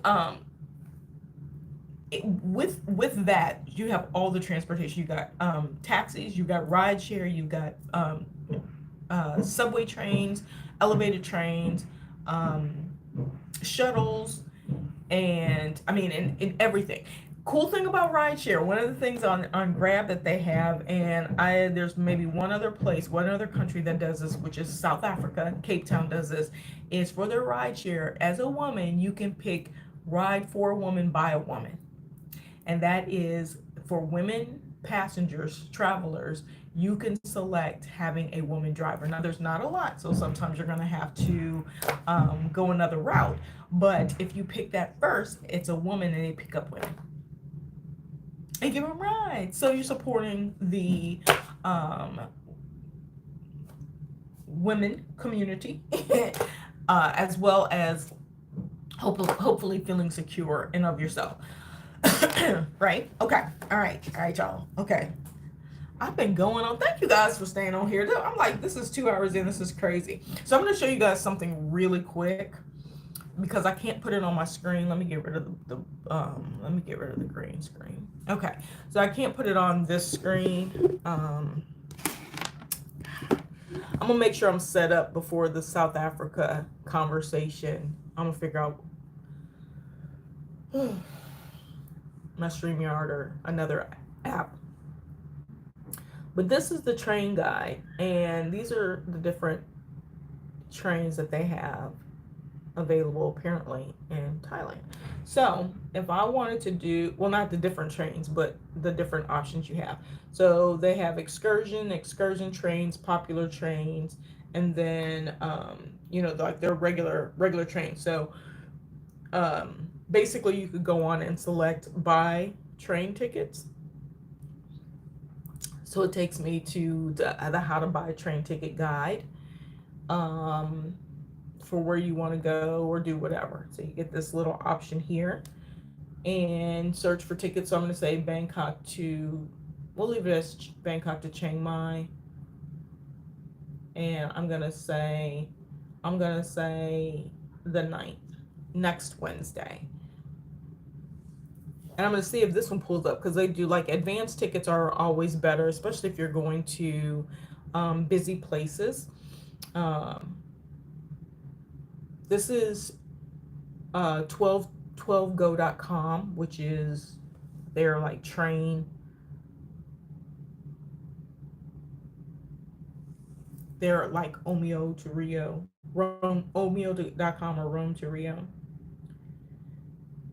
All right, we're going to sign in later. But I just want to give you an idea. So this is the one. And you can see all the different types of transport. So they've got these really cool buses.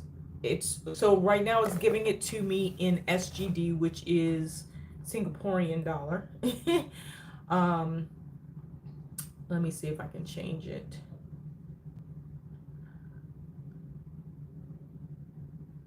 So, and it's giving it to me for 2 people. So we want it only for 1. And so that price is going to drop down tremendously. So it drops down to, okay. About 20, hold on.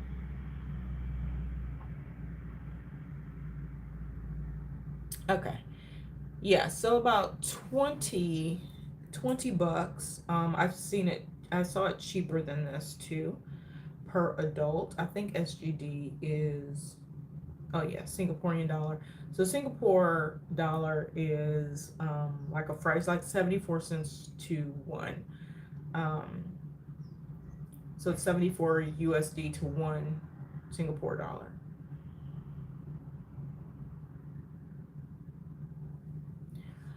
So this is to Chiang Mai, and it's 6 hours. Oh, that's why it's more. So I'm looking at a different city. So it could be like 30 bucks. I don't know if y'all can see that. This is what the site looks like. It's actually seems very easy to use. I haven't used this yet. I did read some reviews about different apps and things, and sometimes it might be easier to go directly to the station and buy tickets. But what I always suggest is if you're in a different country and you're buying a ticket from their sites, and I use Flexbus a lot. I use the Egypt bus I use all the time. It was yellow and blue. Busco, something like that. I can't remember the name of it, but I use them all the time. I would take my QR or, barcode, screenshot it. Y'all probably do this already. You do it for your flight tickets. Screenshot it so you always have a copy of it in case you don't have Wi-Fi, you can't sign on, or there's something crazy going on, to do it that route. And then just always check, because each one of these it's a different type of transport.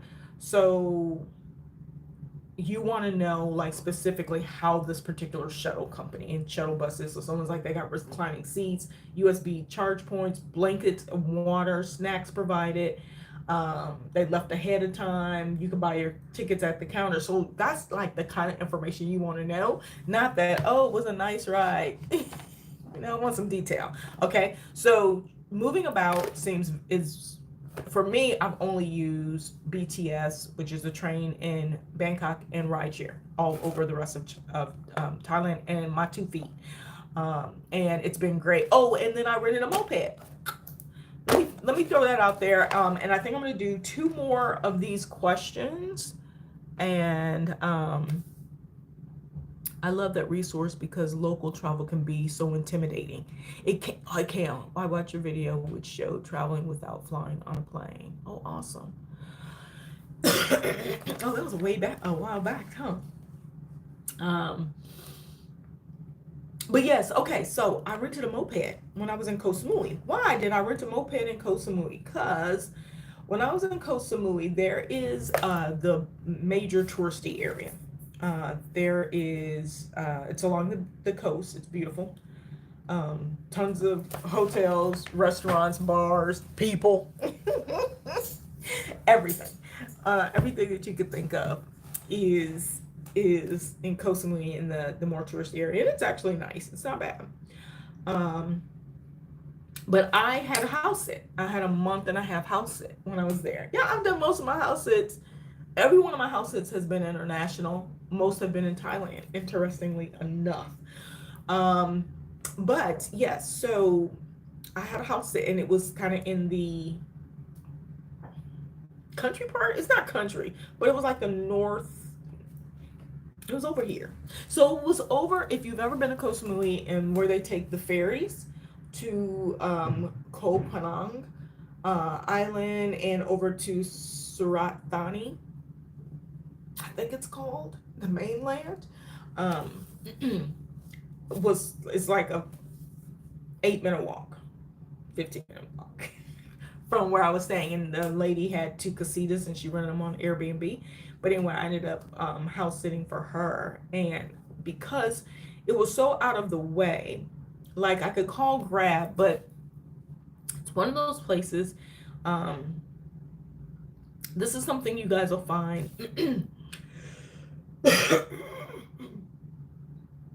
Excuse me. I got a little itch. I got a little throat itch, maybe because I was talking about throat itches. Sometimes what you'll find, and this is for newbies, as you're traveling around, and what I mean by newbies is not necessarily newbie to travel, but maybe newbie to Thailand, or newbie to traveling and going to more than one city. So a lot of times what you'll find is you'll go to a place and you're like, oh, they have rideshare, and then you'll get to another city and they ain't got rideshare, and you're in the same country, or they have different rideshare for different areas. So Koh Samui is like that. They don't have Uber. They don't have Grab. They got it, but not really. So in certain parts, like you can get it if you're in the touristy area, like you can call a Grab, but it's much easier to just get a taxi. And the way it worked, so where I was staying, like I could get a taxi from the downtown area to my place, but calling one was really, really difficult to get. So you either had to know someone, like have a phone number, or go up to a taxi stand. Hey, Eric. Let me know where you guys are dialing in from. So up around the corner, it's maybe like 15-minute walk up to the main street, and there was this convenience mart right on the corner, and they would hail a taxi and had a little taxi bench, and they would call a taxi for you. And I was just like, yeah, I don't want to do this every day. Let me try and get a moped. So I rented a moped for like a few days. What's up, New Orleans in the building? Okay, Louisiana, New Orleans. So I rented a moped, y'all. So this is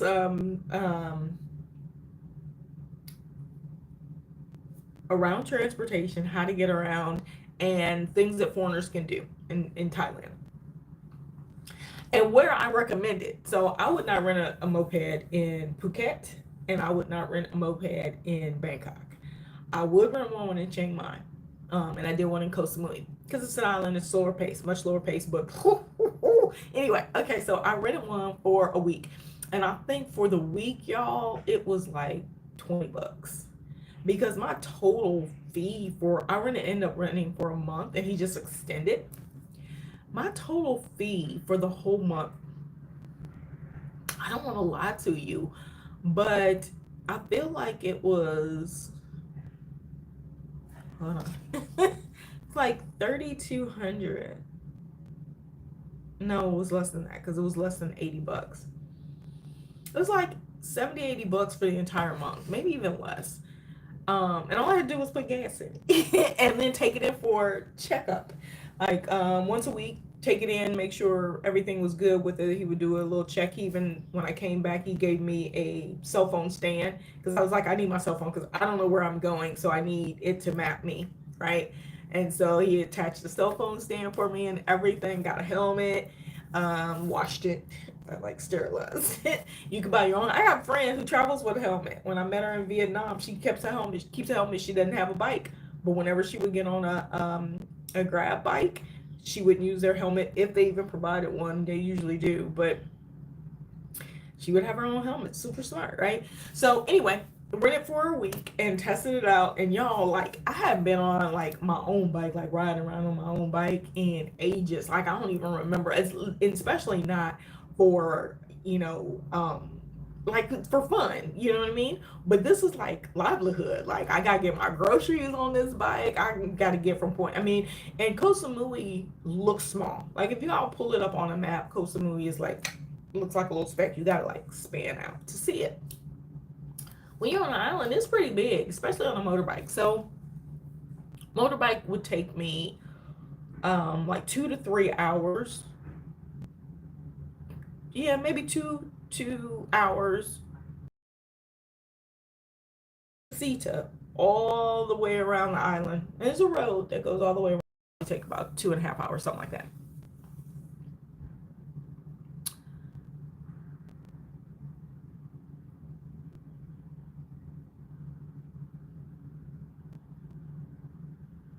Okay, so you haven't said anything bad, so I'm gonna leave you, Eric. I do delete people if it gets vulgar, so FYI. Um, yeah, so rented the bike for the week and did my test. Oh, and then the other thing, they ride on the other side of the road, so from the west. And so I'm gonna tell you guys also because people ask, what is it like to be in a place, like how hard is it to adjust to driving on the other side of the road? And when people say wrong side, and I correct you quick in a hurry, it's not the wrong side of the road, it's just the other side of the road because worlds and communities and such were developed long before the United States, or any place that drives on the left side and sits on, like, what do we drive? No, we drive on the right side. I don't even know. We sit on the left side of the car and we drive on the right side of the road.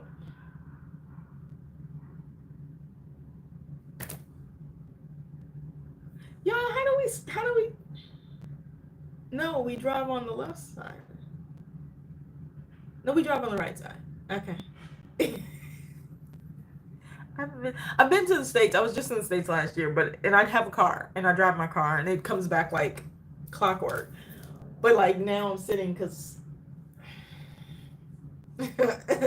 so they sit on the right side of the car and drive on the left side of the road. Yeah. All right. I think y'all. For whatever reason, I'm not having a total brain fart. So anyway, getting used to it, what I did, because the first time I drove on the other side, I think was Tanzania. I was in Zanzibar. So I think that was the first time I almost sideswiped like a wagon. A guy pulling all his stuff on a wagon because like I couldn't also remembering which side is the blinkers, which side is the, I kept turning on the windshield wipers because the, you put your blinkers on this way, you put your blinkers on this way. So it was like I kept hitting the wrong thing and I was trying to get over and I couldn't get over because I was like, wait, anyway. So, but you get used to it really quick. And my tip is to drive when there is a little bit of traffic. Well, maybe start when there's no traffic, especially if you're on a motorbike, start when there's no traffic, but then also drive with a little traffic because it forces you to follow. And so when you follow, things start to make logical sense. So instead of turning, right into close our close, the close side, we turn left into the close side and turn right into the far side, right? So, it's just the opposite. And it's just easier if there's other cars on the road because it forces you to drive a certain way, right? You can't drive into the car on the close right to you because you're on the far left. And if there's a car there, it's going to trigger in your brain, oh, I'm going wide because I'm on the other side of the road, right? So anyway, once I realized that I could do this, but I didn't want to do like long trips because it is long. It's a lot to ride a motorbike for a couple of hours, and then especially if you're stopping in places like I stopped and regain my composure, parking and pulling out and all that kind of stuff, just um, to get my bearings right. But carrying my groceries in between my legs, like you sit them on the thing, they got a little hook, a little hook in the front. I would use my hook. I would put things in the backs, in the seat. You can lift it up and put your things in there. But if you're moving about, you don't want to carry your helmet around. You stick your helmet in the seat so nobody will steal it or whatever. And that happens anywhere, so you want to be cautious about it or whatever. But I loved it. I loved having the bike. I love having access, and I rode it for a month. I hated to give it back, but also where I rented it from when I moved to my last place, I was there for like 2 more weeks. So I stayed in Koh Samui almost 2 months. So my last couple of weeks,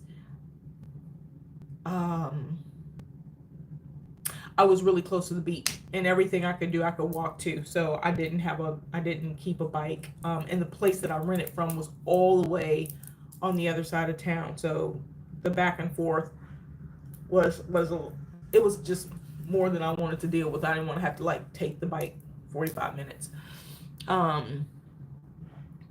What is the one piece of life advice you would give to anyone? Hey, Mimi, I love your name. That's what my grandbabies call me.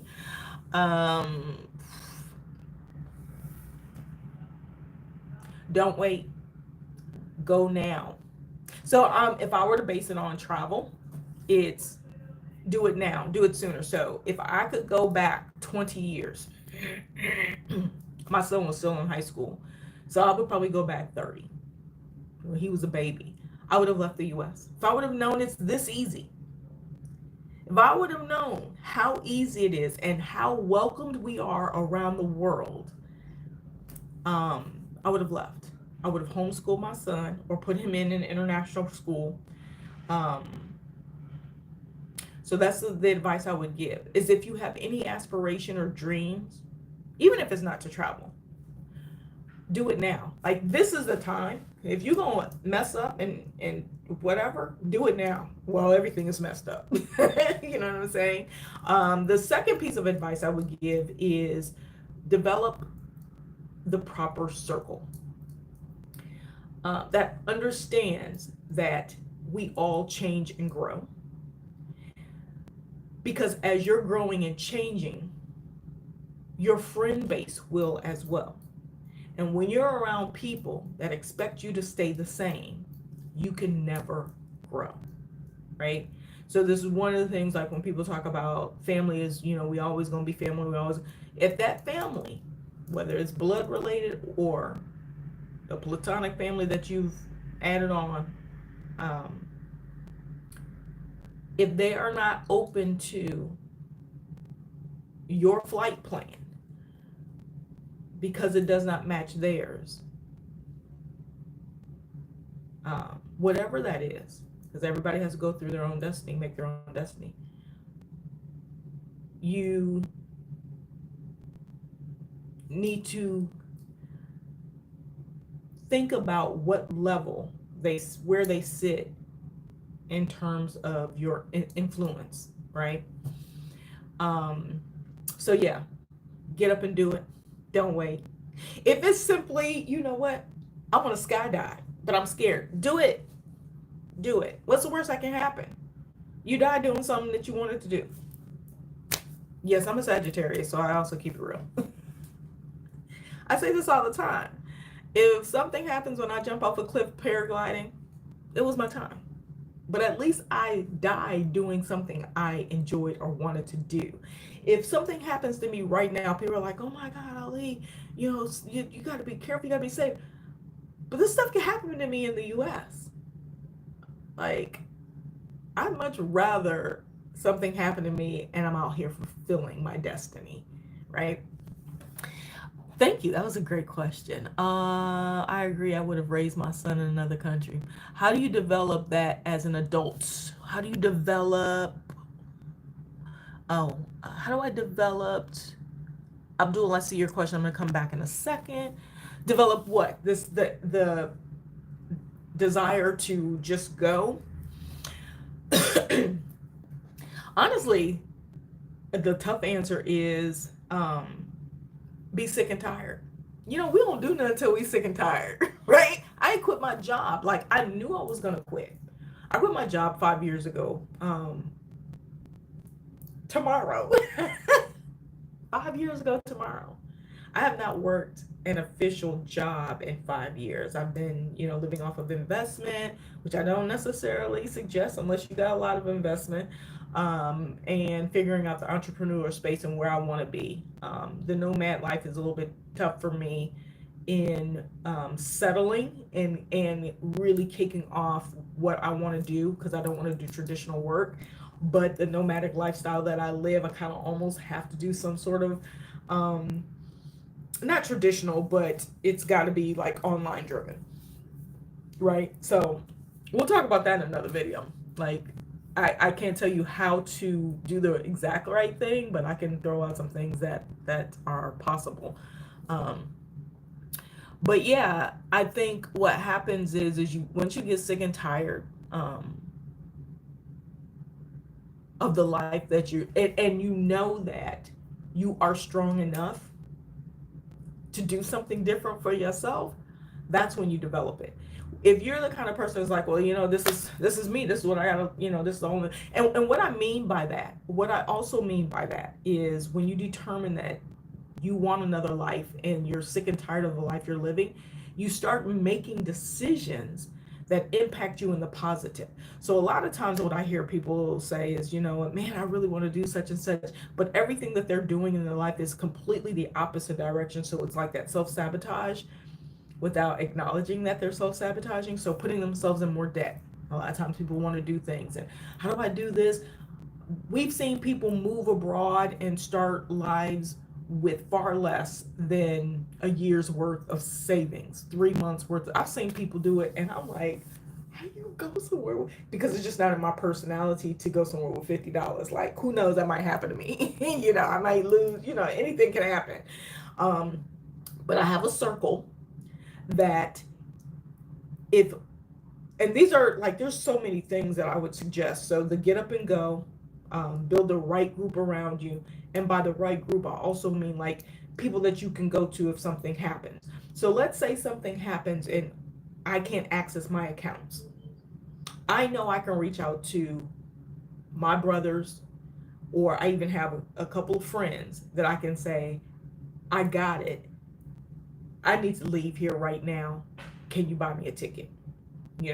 So always have an out. Like, I'm the biggest proponent of don't go and do anything anywhere. So that's why I struggle with the people that leave with $50, but they figure it out. Like, a lot of times, fight or flight, like, we learn how to survive in survival mode.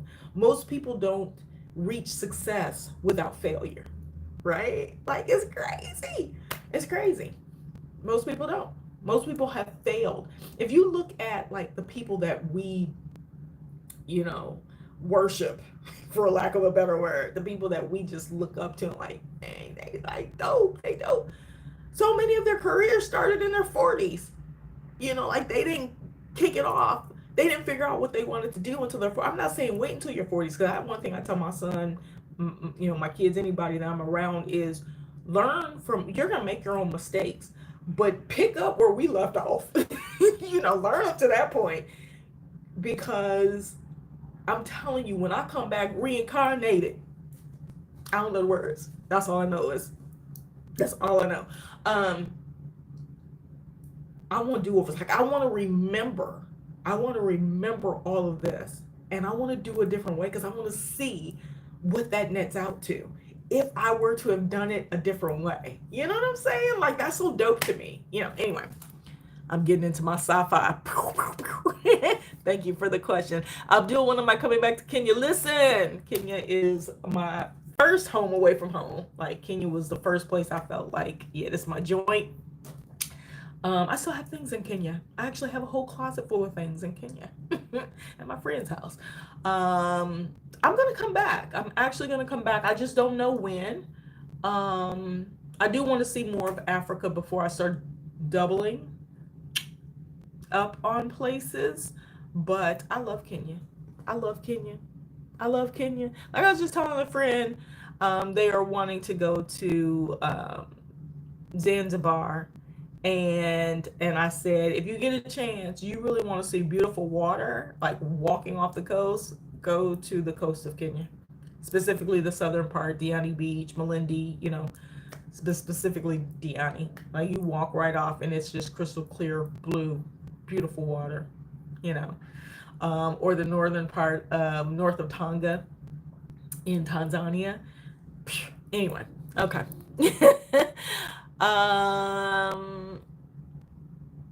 I feel like post college it can be challenging.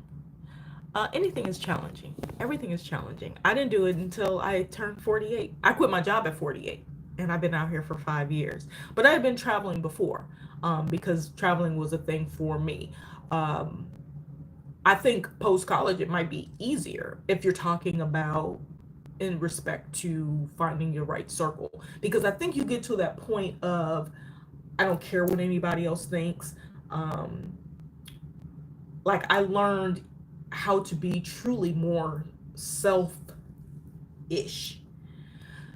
and not the negative definition, which is why I kind of split it up. Self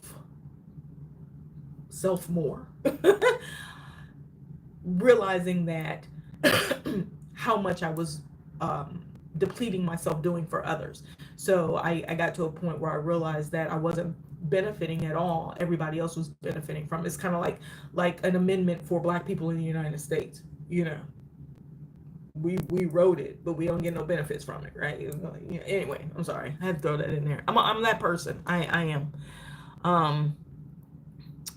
Gen X, you better live your life while you can, because now ain't no promise. You ever heard us say tomorrow ain't promise? Shoot, today ain't. Marilyn, I agree.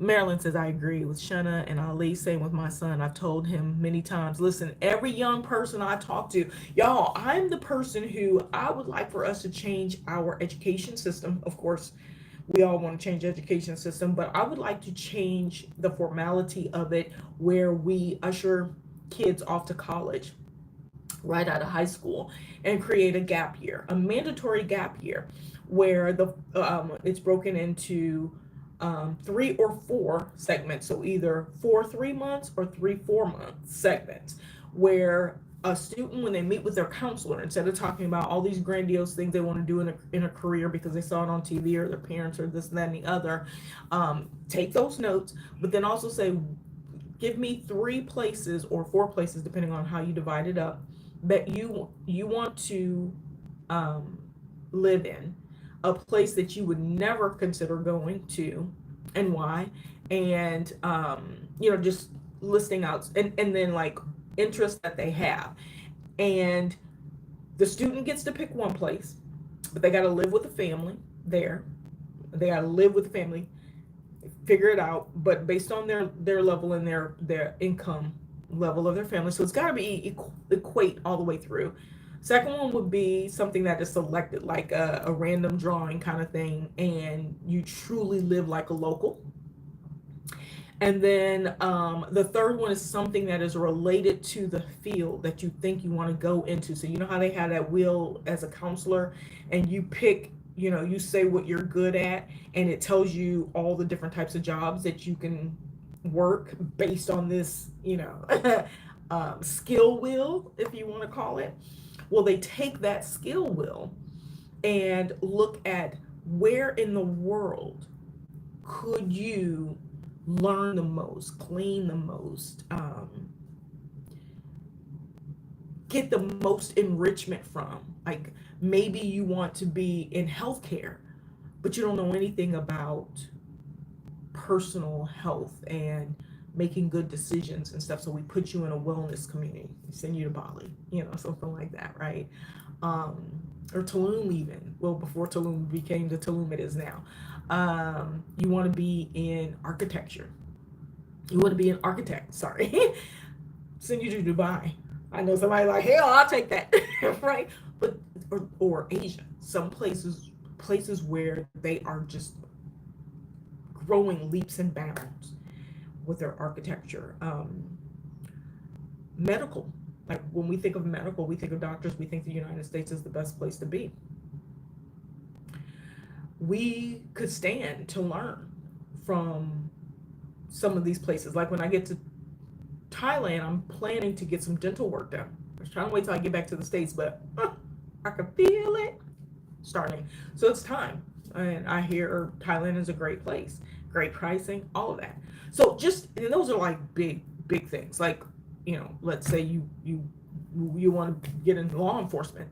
We should go to other countries to learn how to treat people. Like our system we need to like outsource our police training, period. You heard me. Abdul, oh, bless your heart. I am 53 and proud, baby. 53 and proud.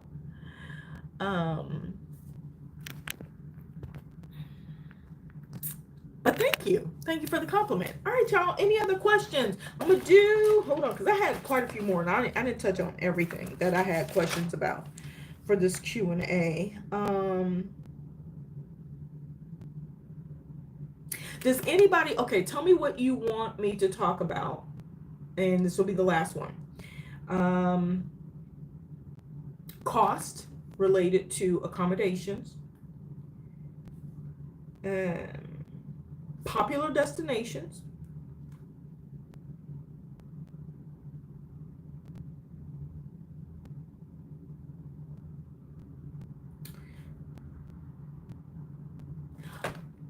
And as a part of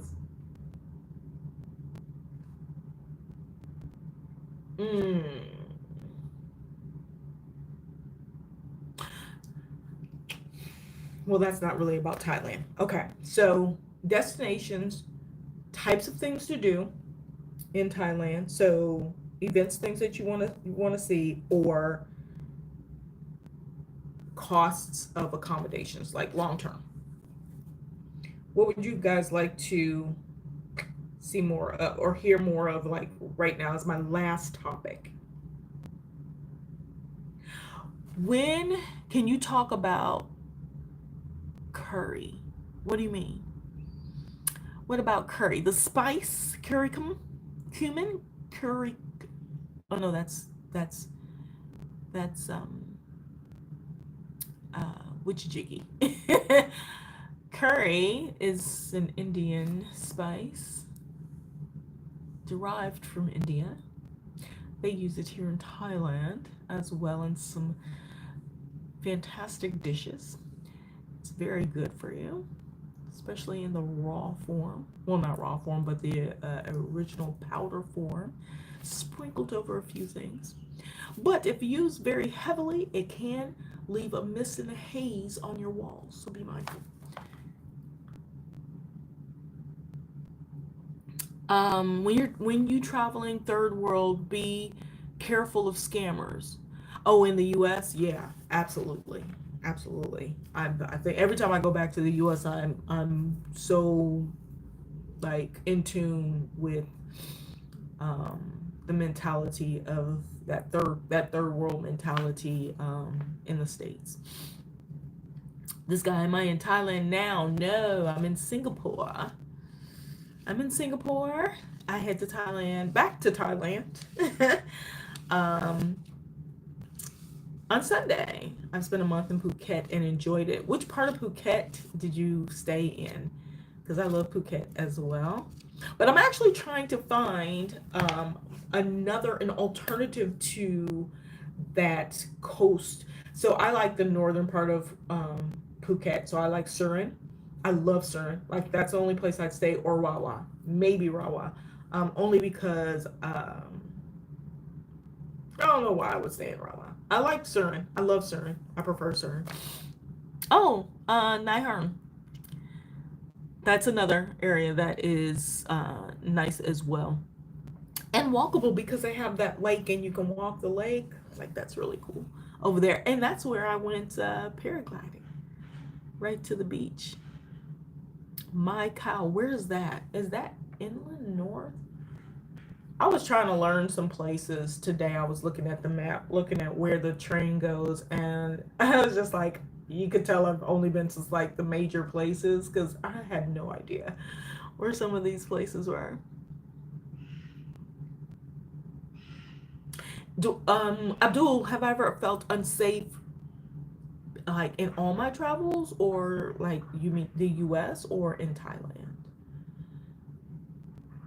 Because I can give you, if you mean in all the world, the places I've traveled, I can tell you one place where I had an incident. I did a video on it. I think it's still up on my YouTube.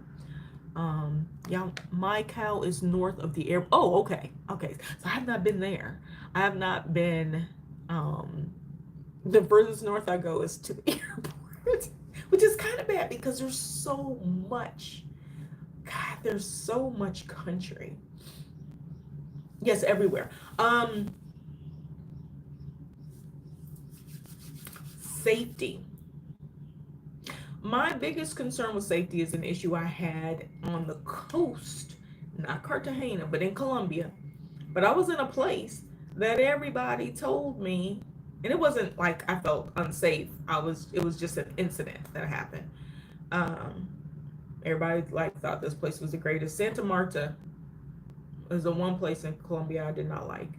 I love Cali, and that should have been probably the place where people were, just it's the old history kind of place. I didn't go to Bogota. Cartagena, people talk bad about all the time. I loved it. I walked around by myself at night on New Year's. It's only 10 minutes north of the airport. Oh, only 10 minutes, huh? Okay, what do you like about it? Why that area? Um, I felt like Surin was far enough away, but still close enough to everything. Like I could get to downtown, like, Phuket town, um, pretty easily, get to the coast pretty easily, still get to the airport pretty easily, but still be far away. And I had an apartment that I could walk in three directions and hit three different parts of the beach in 5 minutes. It was amazing. I loved it. I'm thinking about going back there in a couple of weeks, but I may try a different city. Um, what about extortion? No, I have never been extorted. If I was being, it didn't work out well for anybody else. Why do you ask those questions about being scammed or extorted? I mean, so I've been places where people are always trying to get you to spend money or buy things, or but I'm a big person. Like I don't shop abroad because I live abroad, and travel as a nomad, so I don't have space.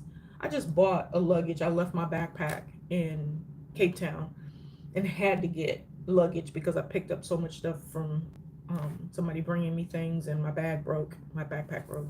So I had no choice except to get a big bag, and it's big. It's big, too big. I'm dropping it off in Thailand. But why the questions about scammers and extortion? I was in Egypt by myself for 3 weeks. Ended up making some friends and hanging out with some people while I was there. Um, and my no game is good. Especially if it's not something I want, or especially if I feel like you're trying to take advantage. So okay, so yeah, I probably got extorted once. When somebody took me to get some spices, and I think they ended up coming in my room and taking them, and I bought some saffron for my brother. Pretty expensive price technically. So they probably got me with that. And all of the tour guides, like, they take you to their friends or the people they have connections with, which makes sense because I would do the same, even if it's not what you want. But I've learned lessons in that, and that is nobody, I don't care what, unless you're on like a group tour, if you're doing like self-guided, or not self-guided, but private tours and stuff like that.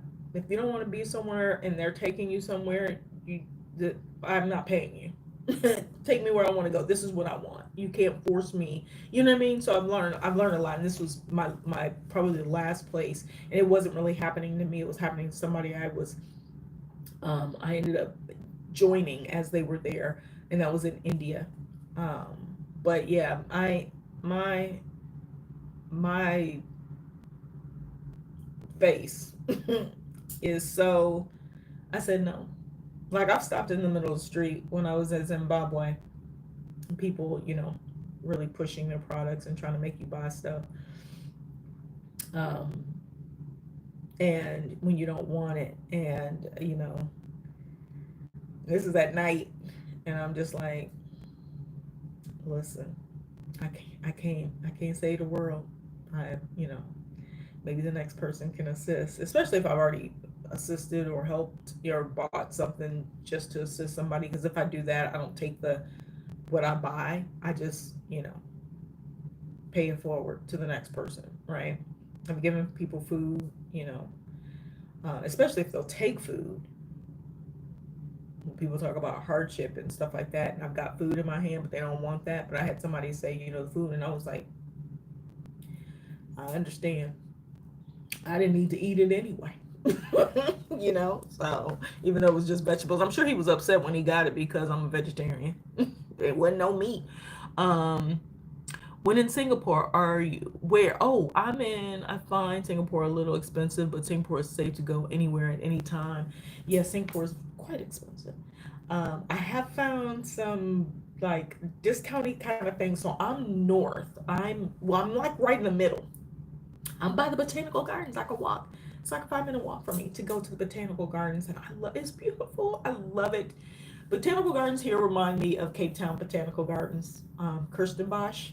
Oh my gosh, the gardens here are beautiful. And it's so hot here, like you just melt, sweat away. I should be going today if it doesn't rain. After this chat. Y'all, it's almost 3 hours. Okay, I need to sign off from here. Uh, so yeah, I'm in the northern parts.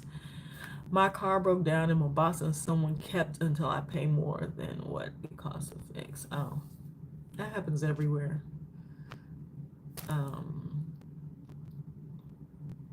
so that is the one thing I will say. When I was talking earlier about buying land and stuff like that, is having local representation. So for me, in I have representation in Kenya. Plus my sister-in-law is Kenyan, so I'm Kenyan. This is Tanzania. It's Maasai. This is my Maasai bracelet. I've had these bracelets on since 2021, and then this is my cheap South African one because I couldn't find actual bracelet. Like, nobody made these kind of beady bracelets. I've had these on my arm since 2021. I don't even take them off to shower. It's my Africa arm. What did it say? So I'm sorry that happened to you about your car, but I just want to tell you that does happen everywhere, and it's so unfortunate. And yes, people try to get over. They really do.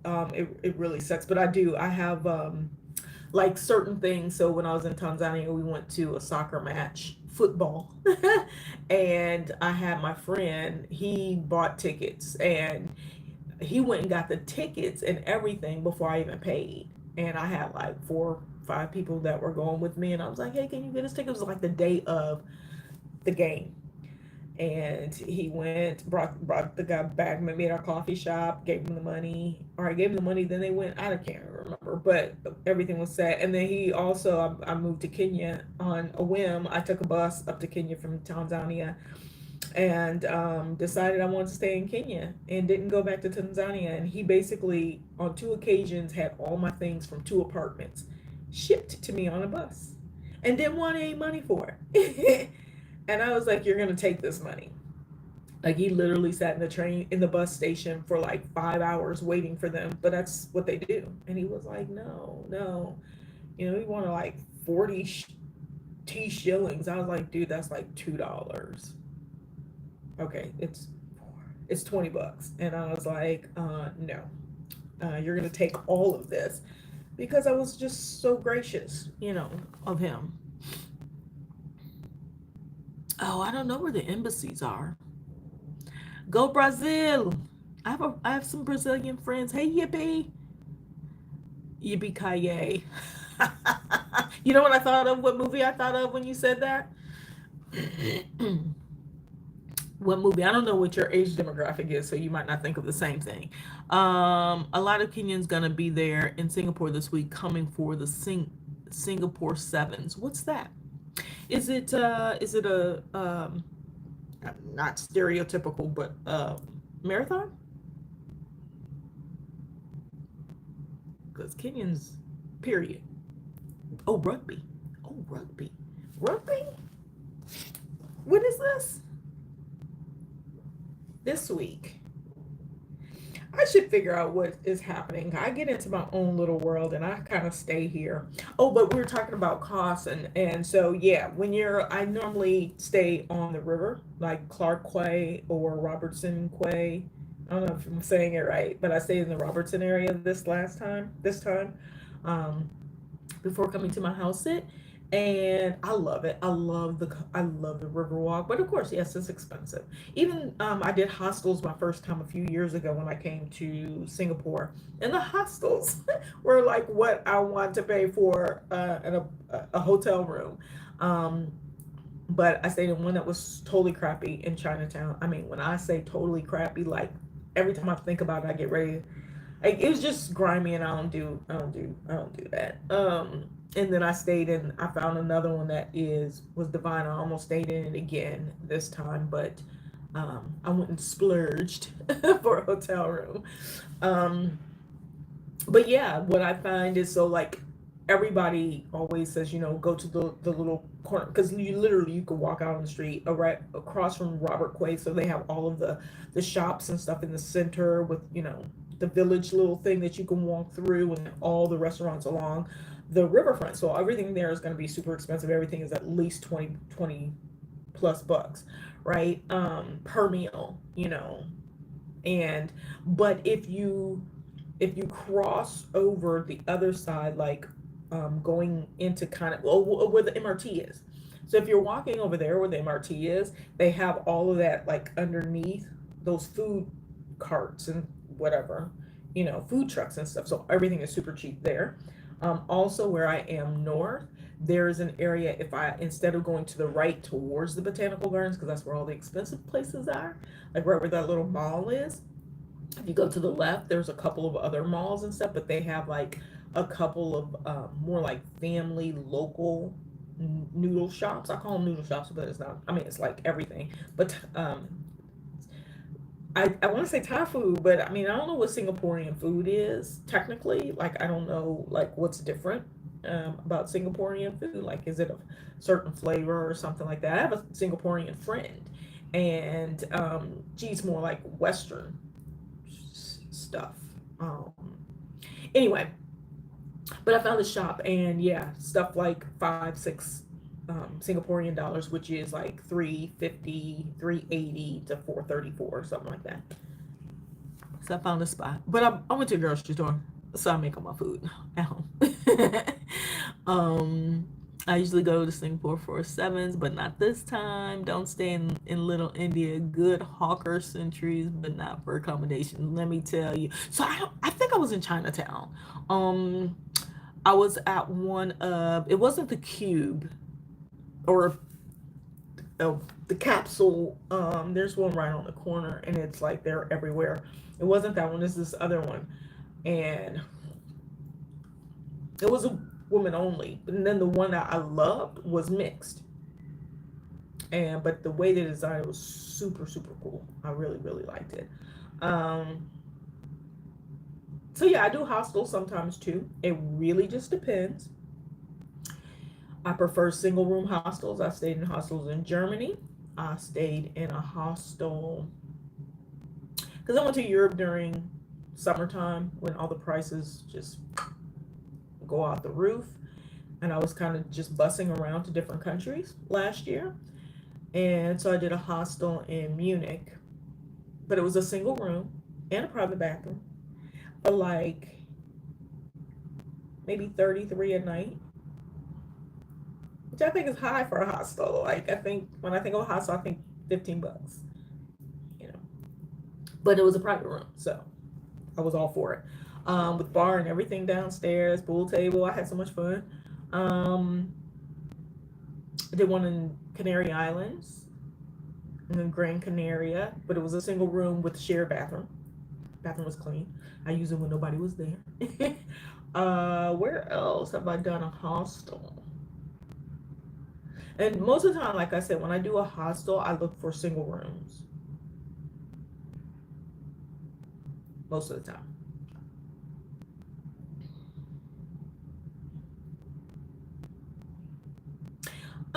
Really, I haven't come across any hostels that have age limits. But I can tell. I just look at the people who the reviews, and the pictures, and I won't stay at any really young one. Well, I shouldn't say that. So the get this, the one I stayed at here in Singapore, the second hostel I stayed at, which I really like. And I'm gonna tell y'all the name of it. Hipsters. It was called Hipsters. Right on the riverfront. Hipster City something, City Life, something like that. But a Hipsters is yellow and gray on the inside. But they have an upstairs, like a top floor one. So there's like two floors. And you got to go upstairs to get to it. So if you got a lot of luggage, you got carried all the way up to the second level. And then the office is there. And then upstairs of that, it's like, I don't like that area. It's like much darker and it's more crammed. But the first area, floor that's yellow and gray, like it is so cute. The rooms that they have, they're individual but divided, like separated by like a really heavy curtain. And each one has a mirror. It has a safe, drawer with a safe kind of thing that you can lock up, hangers. It has shelves in it. They give you water, like a water tray. You have drawers, your bed, and I mean, it's like perfect. It's perfect. And I was the oldest person there and the latest person to come in every night. I was coming in at like 12 or 1. I was like, why is everybody, like creeping in? And I was like, why is everybody asleep? Super quiet. So check out Hipsters. It's actually nice. I literally only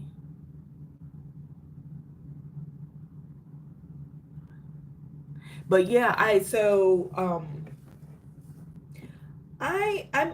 may be the oldest hosteler, but that's why I pick private rooms. So the one I stayed at in Munich, um, this is so like not Thailand conversation. I'm sorry, everybody. Hopefully, if you guys have any other questions about Thailand, let me know. But I'm gonna get off here in a second, though.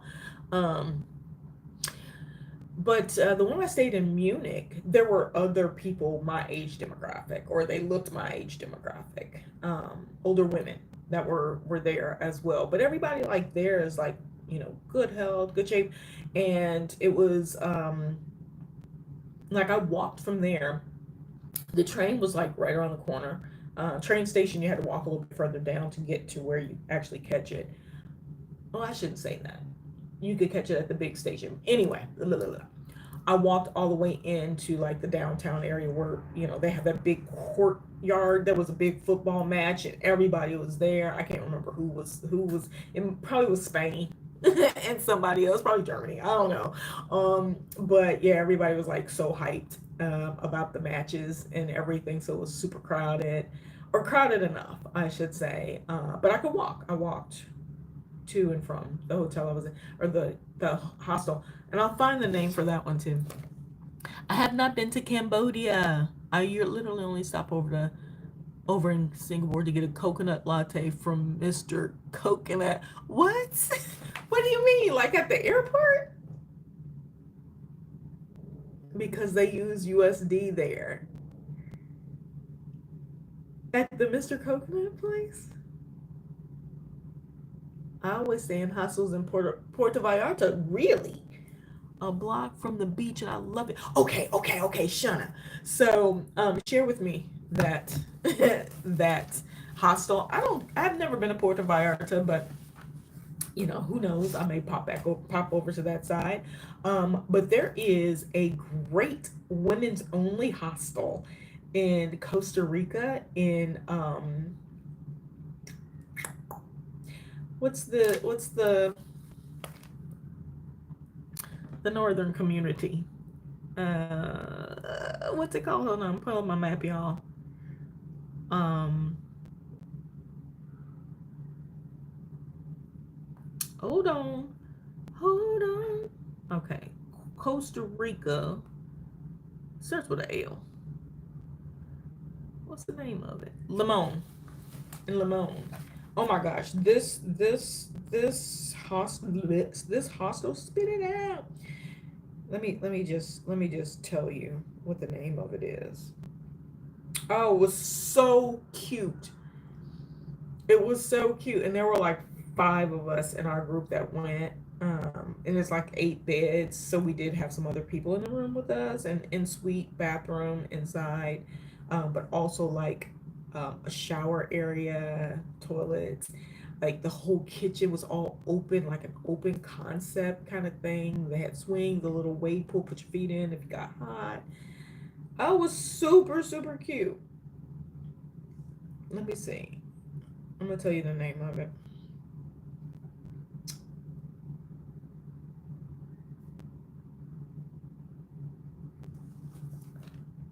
Ten to 10. Thank you for that. This one, oh, La Tribu, Hostel for Women. Oh, it's definitely more expensive now. It was like $18 a night per person. It says 64 now. Maybe because it's summertime. I don't know. But then the hostels on the West Coast in Tamarind were like 95 a night for like, and you had to walk outside to go to the bathroom. The tent ones, the ones, the little triangle rooms or whatever, they're like 95 a night. And I was like, I'm not paying $95 a night and walking outside at night. Yo, I'm getting on. I got pee at night, especially if I've been drinking or even if just drinking tea.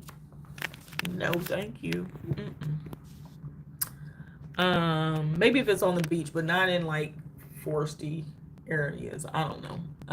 In Cambodia they use USD. Oh, as for Mr. Coconut, it's in Singapore, and they make. I think I've been to Mr. Coconut. Do they have that in Thailand? Was I in Thailand?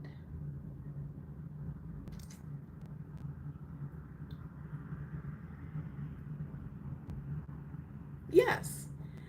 Downstairs from, I think of where I was. Close to MBK. Well, I'm sure they're everywhere. Coffee, milkshakes, and so I usually do a longer stopover and leave the airport to go find a store. What? They don't have one inside the airport? Obviously not. Okay. All right, you guys. Oh, I'm down to 5% battery. I gotta go. My phone just dimmed out. All right, you guys. I appreciate everybody coming on and chatting with me. If you enjoyed this, please leave a comment. Please let me know what you would like to talk about. Or actually, I'll leave a poll. So subscribe so you get the notification. I'll leave a poll. And for next week's conversation, join me back here, same time, same place. Every Wednesday, 8 p.m. Central Standard Time on this YouTube channel, and we're just gonna have live chats, you guys. I love y'all to pieces. You guys have a fantastic evening or day, and I'll talk to y'all next week. Stay tuned because I got another video coming out for a tour that I took in Zimbabwe over the Victoria Falls. All right, y'all know the drill. Toodles and Noodles, peace and hair grease. Thanks, everybody. Go to the 7s. All right, I'm gonna check it out. Thanks, Shanna. Thank you, Marilyn. Love you guys.